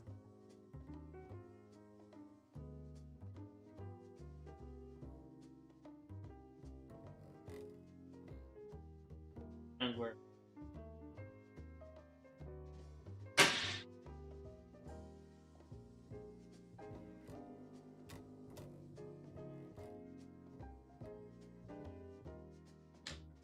Okay.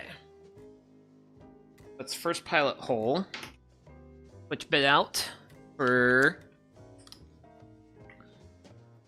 the torque bit. And I grabbed the wrong bit. Because of course I did. Of course that's something else.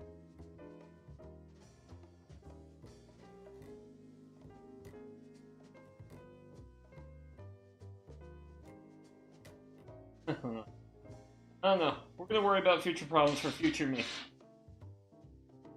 By future me, I mean like the me probably 10.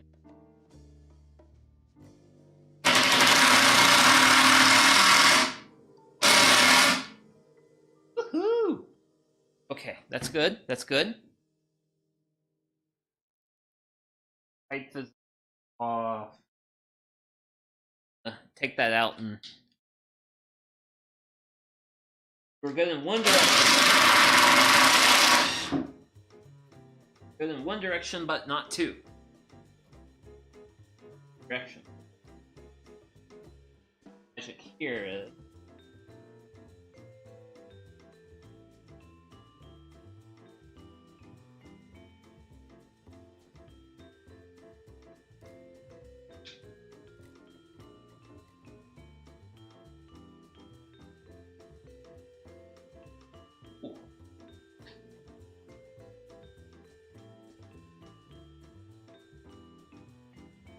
Okay.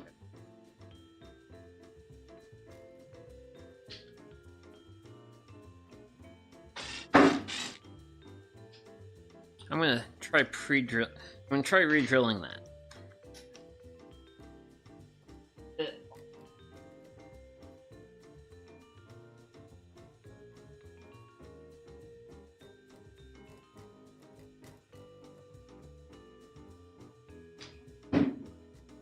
Hopefully that's my little adjustment I need.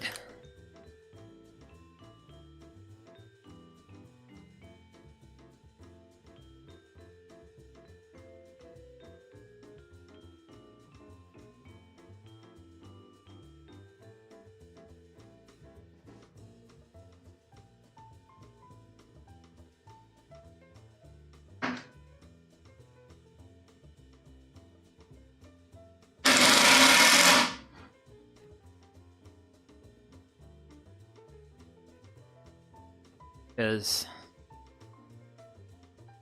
I'm here, but I'm a little bit.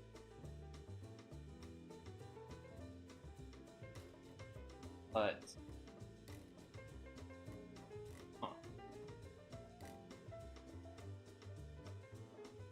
I know exactly what. So my problem is holding it together is really hard because basically both ends of this board are free to the air. So I am not happy with the depth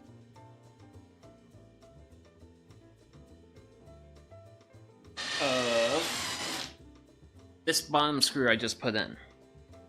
But I can fix that by, with only having one screw in, I can wiggle this back and forth. So I can set my depth I want up here. Then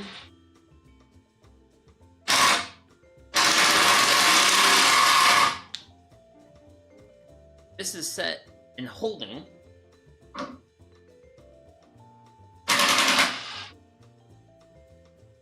Back this screw out.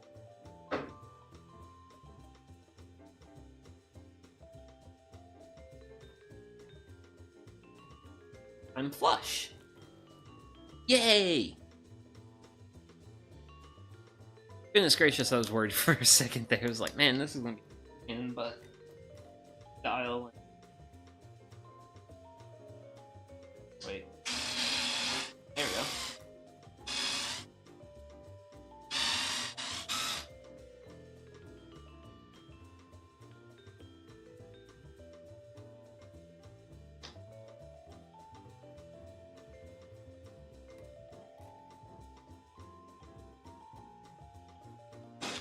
Hey, got that done.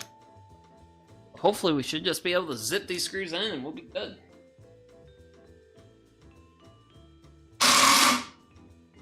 One screw.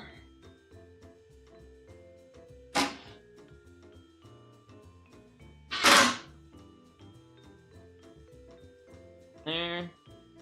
I like my feeling there. Okay, sweetums. Holy smokes. The scale of this project is really starting to set in right now.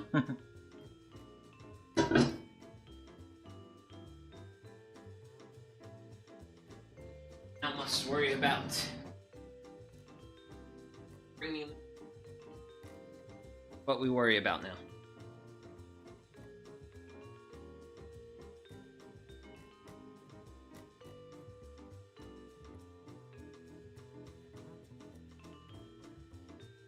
Oh.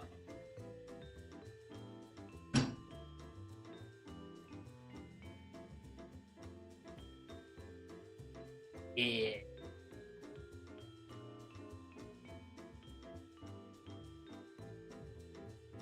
Actually, no. No. That's the ticket. That's the ticket here. Okay. Drill set.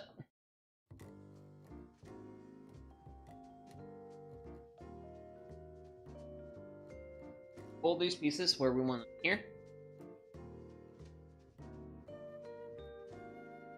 That's really close.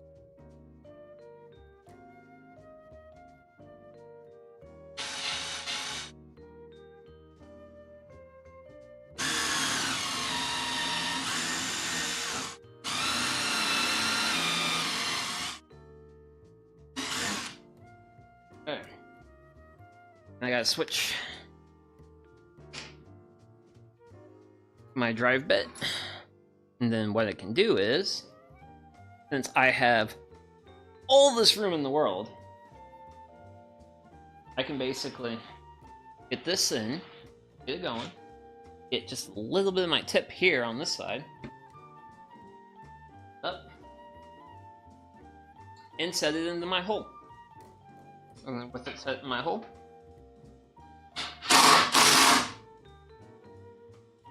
there we go.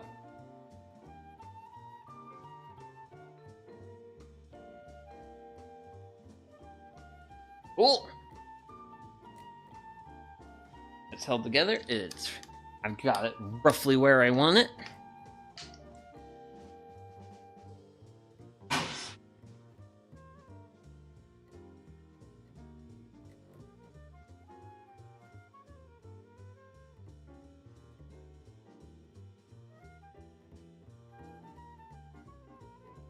Aha! Yeah, 2 screws. And we'll have the outer frame done.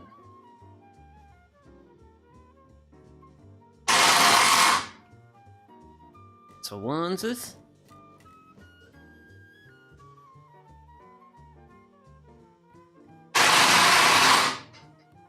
That's a twos. Corner feels good, everything feels relatively level. Oh man, this is a big project. Okay. So our next, I dread it, going. Next task involves putting the backing material on. Currently, I have the backside facing down. So I've got to flip this. I got to flip 5 foot by 5. Yay! Not really gay, but oh well.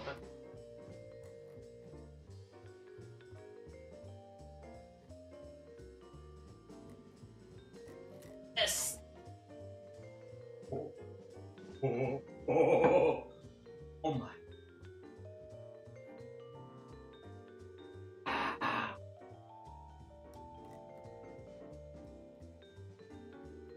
Oh man. I'm basically, I literally just stepped through my CD shelf right now, but really stoked right. Really stoked right. Like the fact that I gotta basically, you know,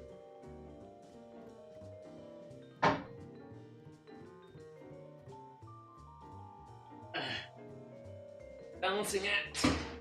But I landed it. Oh, smoke.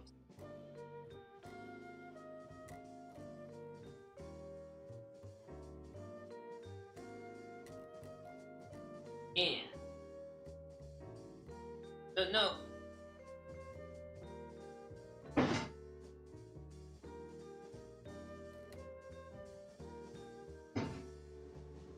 Out of the trap of my own creation.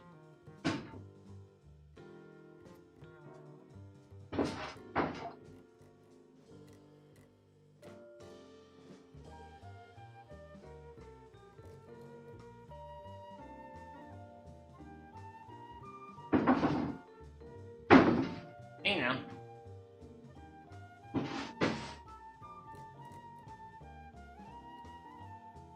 That is also one of the absolute incredible challenges of this project has been this thing is so big I don't have a workbench.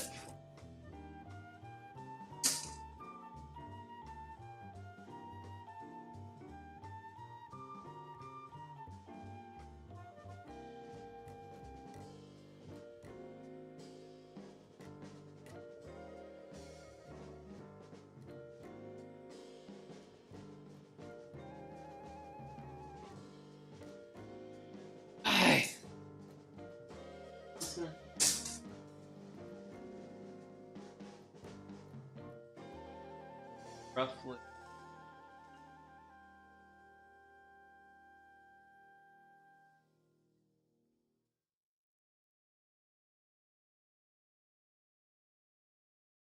Yep, that's definitely something I would need someone else here to help me out.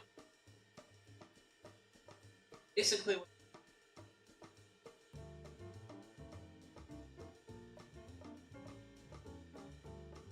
was I was trying to get a measurement of one corner of project, diagonal corner, and then the other diagonal corner. Why you would do that is to pin stuff. Put some arrows on this. Okay, so if you want to make sure your frame is square, one diagonal to the other, measure that. This diagonal to the other diagonal, measure that.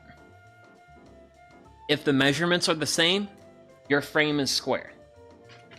Whereas if those two measurements are different, then something's off. Your project's off square. I wasn't able to fully clip my tape measure on the corner, but based off what I just did, I'm pretty square right now. Did not expect that. Hi, welcome back. Dowels have been installed, and the scope, here's like the grand scope of the project. It is the frame is together now. So frame's together. I had to flip this 5 foot. Well, it's 5 foot tall. Well, this board specifically is 5 feet tall. The one under the model, or the one on that corner, that's 5 feet, and then that board there, and then this board here are 5.5. Well, actually, they're longer.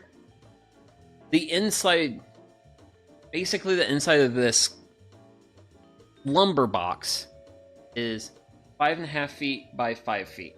This is big, really big. And also I had to flip it up. So basically I assembled it like this, and then I had to flip it. So I had to take it like off my improvised workbench of 2 scrap pieces of plywood on the table saw and flip it over. And now we can put some backing material, which backing material is going to be like this stuff. It's called hardboard. It's cheap, it's stiff, it's great backing material for shelves. So let me grab a sheet of it.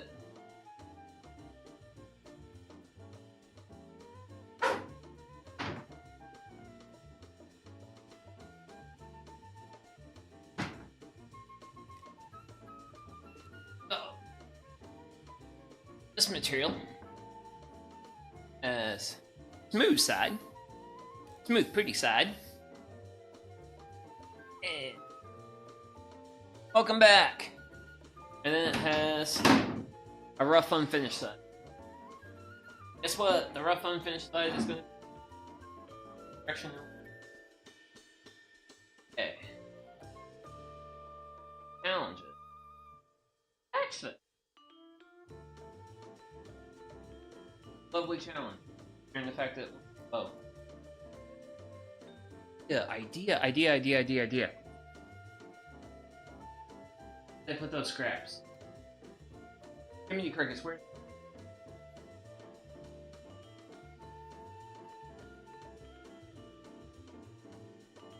Yeah, I gotta. I'm gonna go like grab 2 things from like an area, and then I'll be like going over what do you miss. Sorry about that.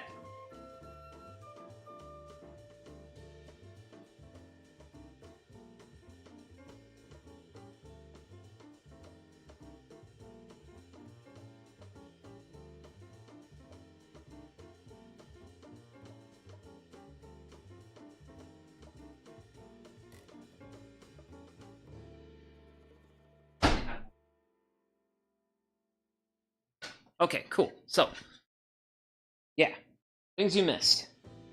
Honestly, not a whole lot. We finished inserting pegs to support the shelves. Frame was assembled. Great big, and it's going to be really awkward to move around in the shop. And also, I get well, this side here has not been stained yet, so. That's actually gonna be like some of the finishing up projects. I probably won't do that on stream because applying stain is really boring. So, frame was put together. Each corner got 3 of these 2.5 inch cork head screws. It's a little awkward, but I'd say it worked out pretty well. And I just ran out just now to grab this.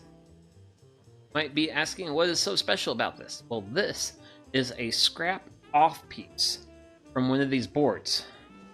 Because basically, I cut the boards longer, and then I cut them down. The purpose was to give me some wiggle room, and also, so I cut this piece out, because we have a chipped corner that got damaged. That's normal. Then, if you see, I gotta get the light to hit this, because a little bit there. That line is a mark from the planer.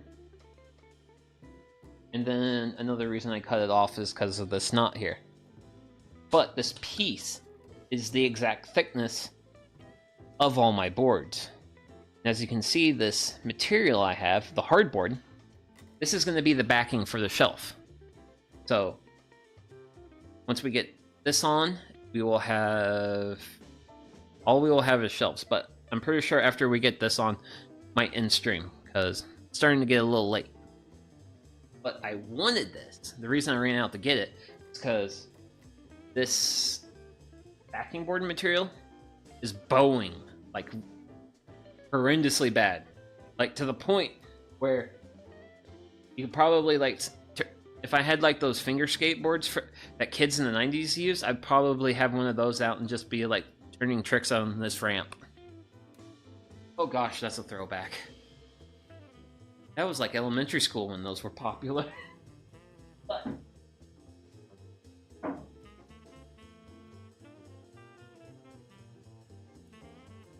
since that board is the same thickness as all my other boards, I can set it there and it supports it. Allows me to down this.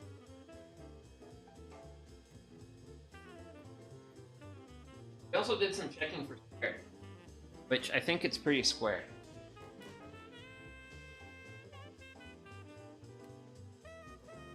And like, oh yeah, and also if you like build shelves, or honestly, if you're building any box out of wood, best pro tip I can offer,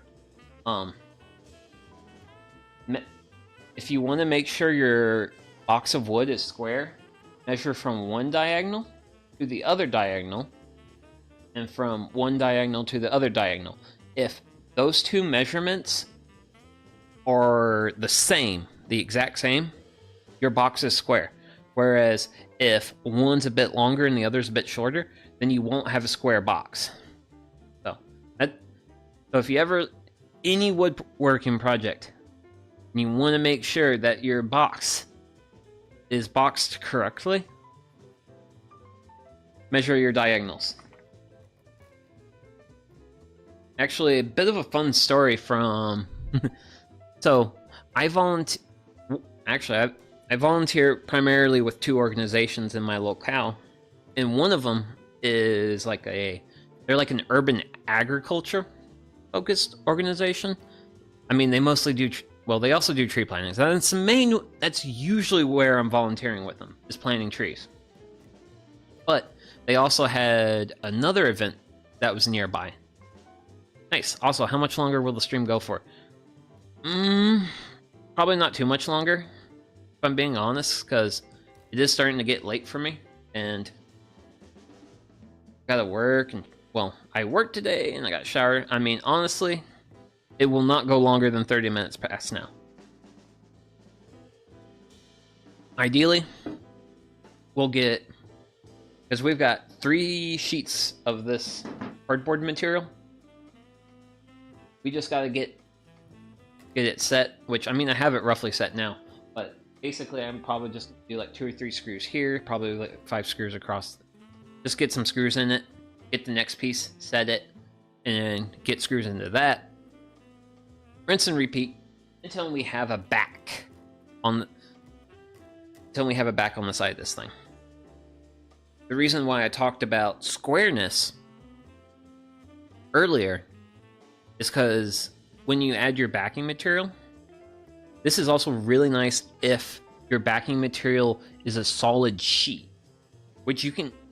No, you can't, because this stuff is sold it's sold in 4x8 sheets, like plywood. But if you have it in like one big piece, you can actually use your backing material to square up your frame. My frame's actually pretty square, which I was pleasantly surprised by. So, suppose we should do the end with the chitter chatter a little bit. Except for the fact I might actually attempt to continue my story from earlier. So, the other event that this organization had going on near me was an event to downsize. They did what's called a hoop house raising. It's kind of like a greenhouse, but a hoop house is it's just metal framed roof. Well, it's basically metal U's that you then stretch plastic over. It's basically like a cheap and easy to make greenhouse. And we were actually working with 2 extension agents from, I think, out of state. Yeah, I think they were out of state. And basically we set the frame, which were like the posts that the metal loops were going to go in, and one of the extension agents were like, "Hey, who here remembers the Pythagorean theorem?" So what we had to do is we had to use the Pythagorean theorem because we knew the length of our would-be greenhouse and the width of our would-be greenhouse. I think I said grain. No. But the width and length of the greenhouse. Use the Pythagorean theorem to find that diagonal, which one of the volunteers did. And then using that number, we measured from one corner to one corner, and then opposite diagonal to that opposite diagonal to check and make sure if the greenhouse's foundation was square. Weirdest use of the Pythagorean theorem in my life so far. I'm sure there will be other examples, but that is a thing I learned that day. Was using something from elementary grade math to square a foundation for a greenhouse.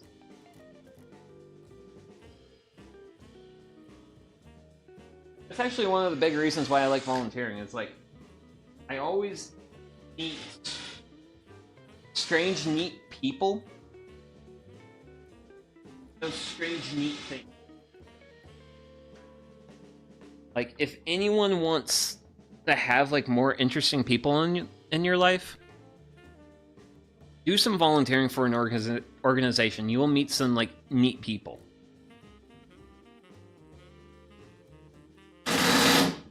Hey, there we go.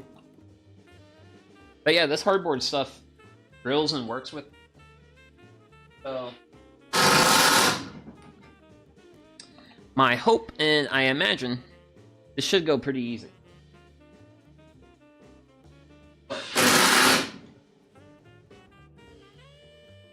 Shouldn't be too challenging.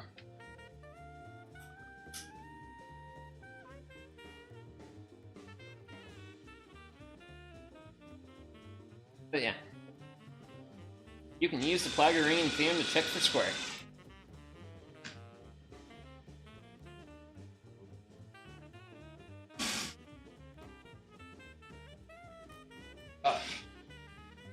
So much room to fortify. Hey.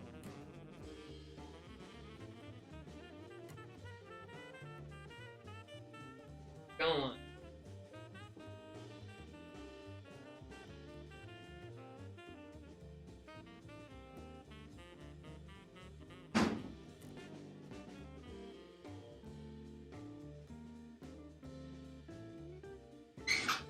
That's a knot. Another spot. That's better. Not hit a knot over there. Yeah. Oh man. I know I've mentioned it a few other times, but sassafras has always been real fun to work with because when you drill it, cut it, work with it, you'll occasionally get like hints of root beer smell. I actually got like a real nice hit just now of the root. I've got 3 screws there. I've got 7 more holes. So a little bit more. But I had.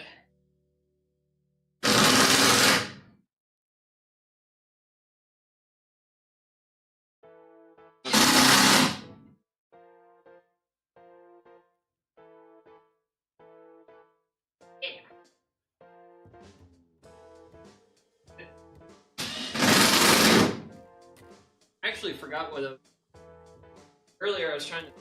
Yeah, what did I plan? I kept forgetting about it. I realized I'm gonna build a Lego set on something. Oh yeah. On something.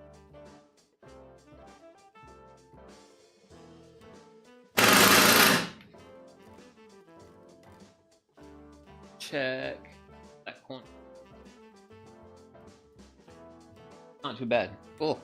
So.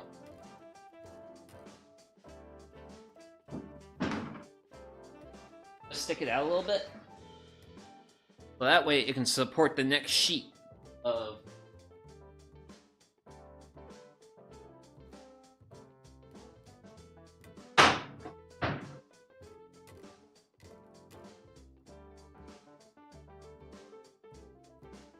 two.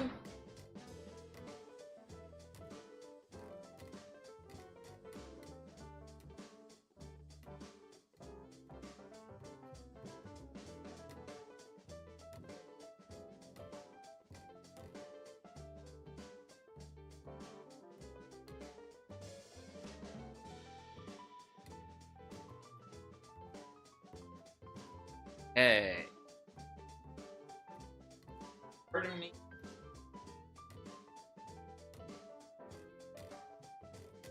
Just want to do this one time.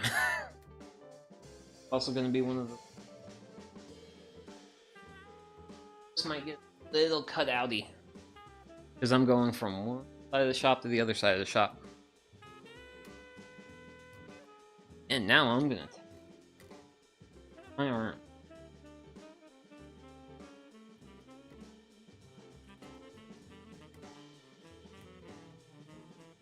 Like that's enough of a reasonable test. Yeah, because I'm just gonna just down like that.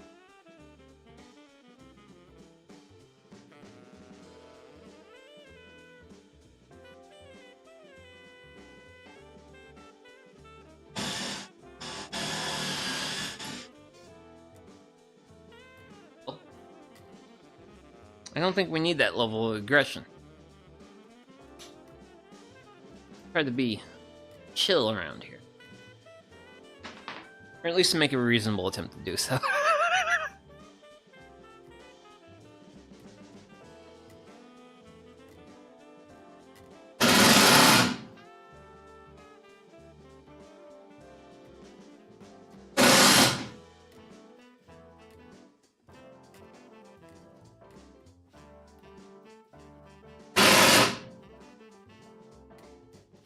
Cool. So, oh. Ideal.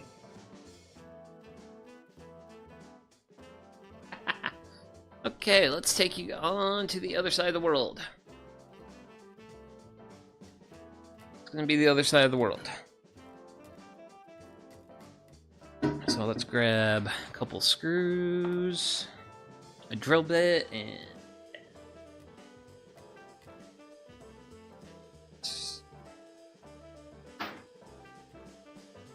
that's what will be the other side of the world around here.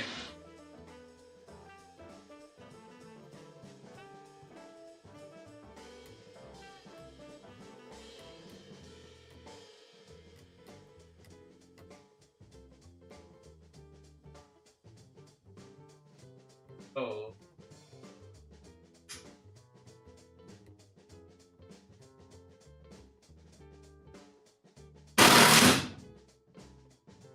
Screw.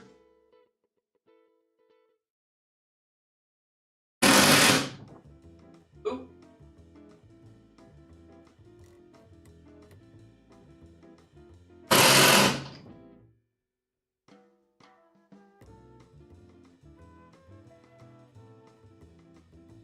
Sweet. The not sweet part is I have a board that I need to fetch.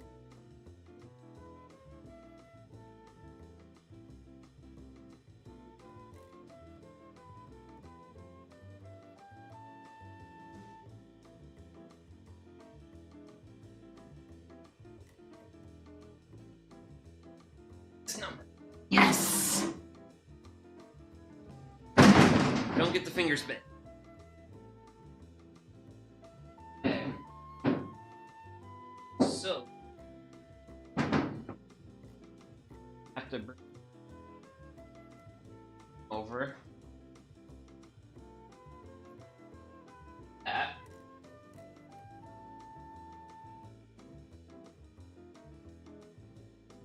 Actually, MVP!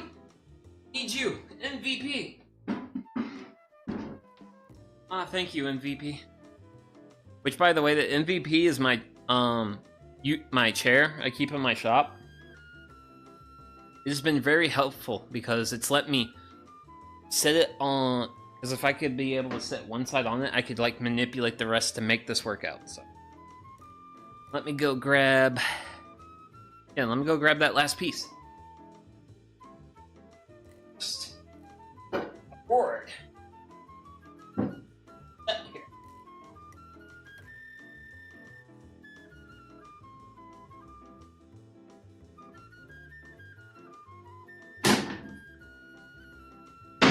Here.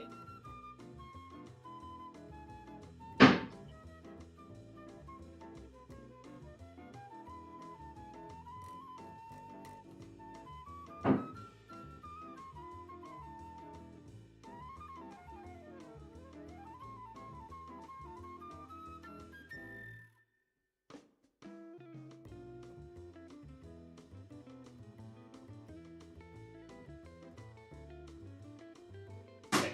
Okay. Yes! Grab a bunch of screws. I think I got a... Yep, I think I got everything. I'm gonna go ahead and set. Should be enough, I think.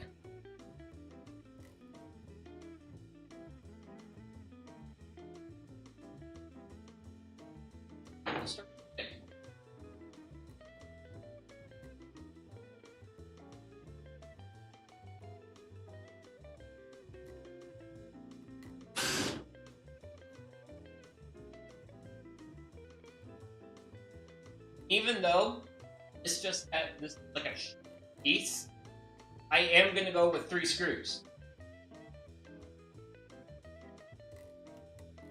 Just to be safe.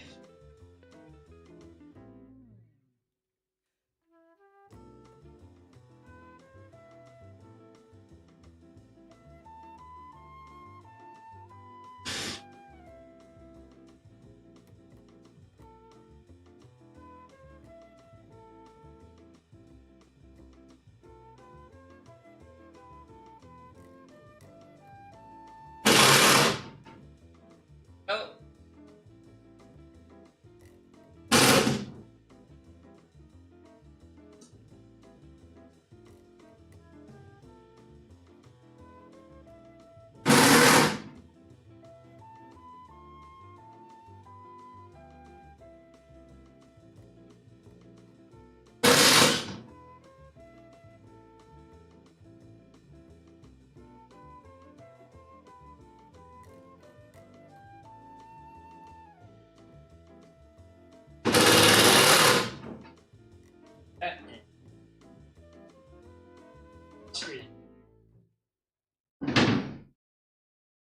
Oh.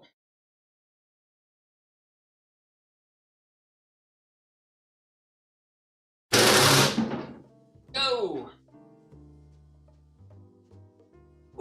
Hey. Oh, that was a far side of the world. We can now bring it in to the closer side of the world. That side. Both.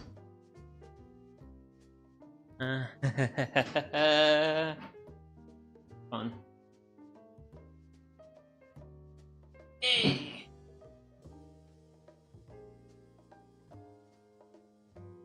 Manipulate large objects in a space-constrained environment. I'll grab screws, and I will head over.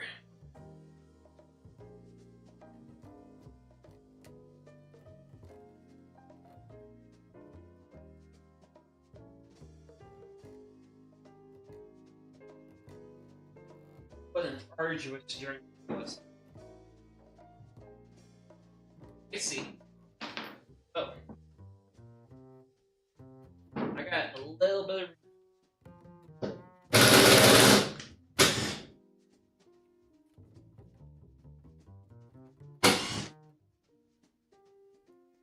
Yeah.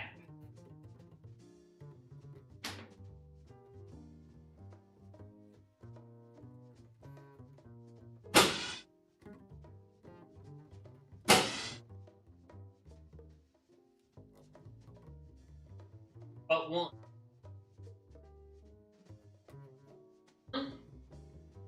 One can pivot.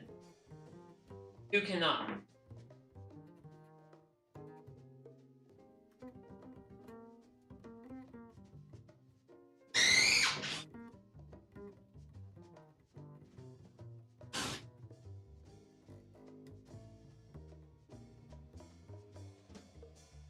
Go ahead and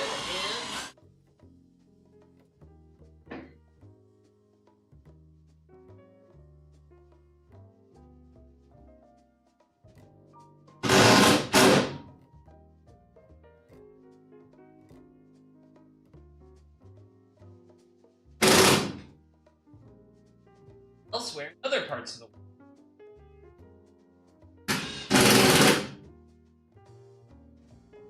Oh man.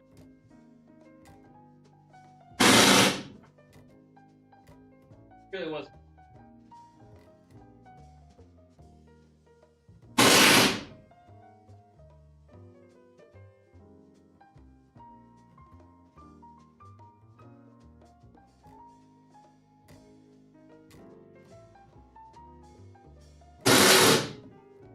Cool. Add drill. Almost lost my bet to.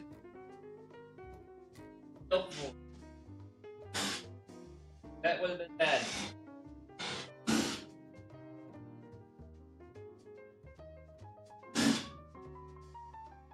Yeah, 3 more screws. What done?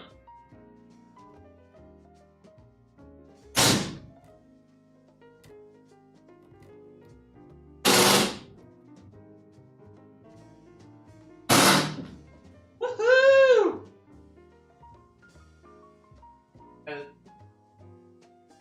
Actually,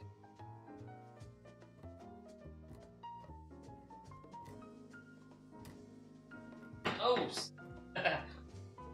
Whew. Okay. I am back at my actual workbench area. But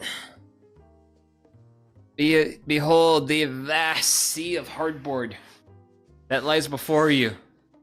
Or not, but how long will stream? Oh, sorry. Well, actually, I didn't hear you. Oh, that's fine. That's fine. Because, so, this here, getting to this point, is probably where I'm going to call it, because, so, I've got, really, I have 2 more things I gotta do. One of those 2 things is this surface here. Oh, wow.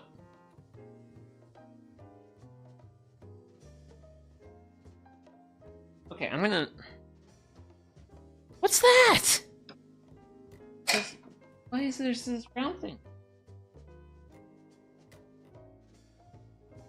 I don't know if I want to know. I don't want to know. I'm going to sand that. Okay. Who knows? That could be the backside of it. I don't know. Okay. So, we got the hardboard on. We're basically down... I'm basically down to my last 2 things. And these are also 2 things that are going to be exceedingly difficult. Well, the thing I'm pointing out to you now is going to be the exceedingly difficult, and that's going to be staining this. Because I've got to stain this. I really want to investigate what this is, because this was not here earlier today. But it did feel like when I was doing the dowels, I did feel like one of them may have hit the backside of a knot. In which case, I'll have to just sand this down with some, with reasonable grit sandpaper. But, basically, stain the whole outer casing. Basically, the whole outer shell of the main frame of the shelf, that has to get stained. And just putting this hardboard on was a little arduous. So, that's first thing that needs to get done. Once that gets done, boom, done. And then the second thing is cutting the oak boards to size, because... And actually, I'll show you one. These bad boys. Don't they look pretty? I think they look pretty. And that's actually one of them. And that's actually another debate for me, is whether or not I stain these. So these boards are 6 feet long. I'm probably going to cut them down to 5 feet and a half inch, because I want them to just be, I want to have a 1/4 of an inch on both sides of the world, so that way if the board shrinks and contracts, it can have a little bit of wiggle room. And on one of those offcuts, I'm going to stain it. What did I do with that one piece of...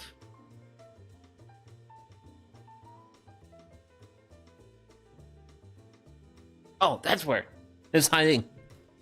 But basically, I'm going to do what I did here, where I stained one side and left the other bare, so that way I have a really nice contrast to see if that's something I want to do to the oak. I don't know if I'm going to do that to the oak or not. So basically, finishing the outer case and staining and getting these boards cut down and maybe stained. I don't know. But that's it. We're pretty much at the done part for what I was wanting to accomplish today. So I'm really happy about that. Definitely did not anticipate how awkward handling the massiveness of all this. This is a lot of furniture, man. But I'm definitely towards the end. I'm hoping to have all this finished up by Sunday. And, well, finished up and put in the place it's gonna live. I don't know. That's my goal by Sunday. Well, by Sunday stream. And then I'll have pictures and I can share those with you all. So, that's kind of what this project's going to look like. I do have a little bit of slack in the center hardboard and this back one, but I don't know how much I'm going to worry about that or not until I actually like stand it up. But yeah, right now we're at the point where I just got to like clean it up and make it look pretty. The main structure's done. The frame is done. I got pegs for shelves. I have a backing, so if I tried to store something on it, it doesn't go off the backside. But yeah, so this is where stream's gonna end tonight. So I want to thank you. Oh gosh, sawdust. Oh, sorry about that. Had to have some water.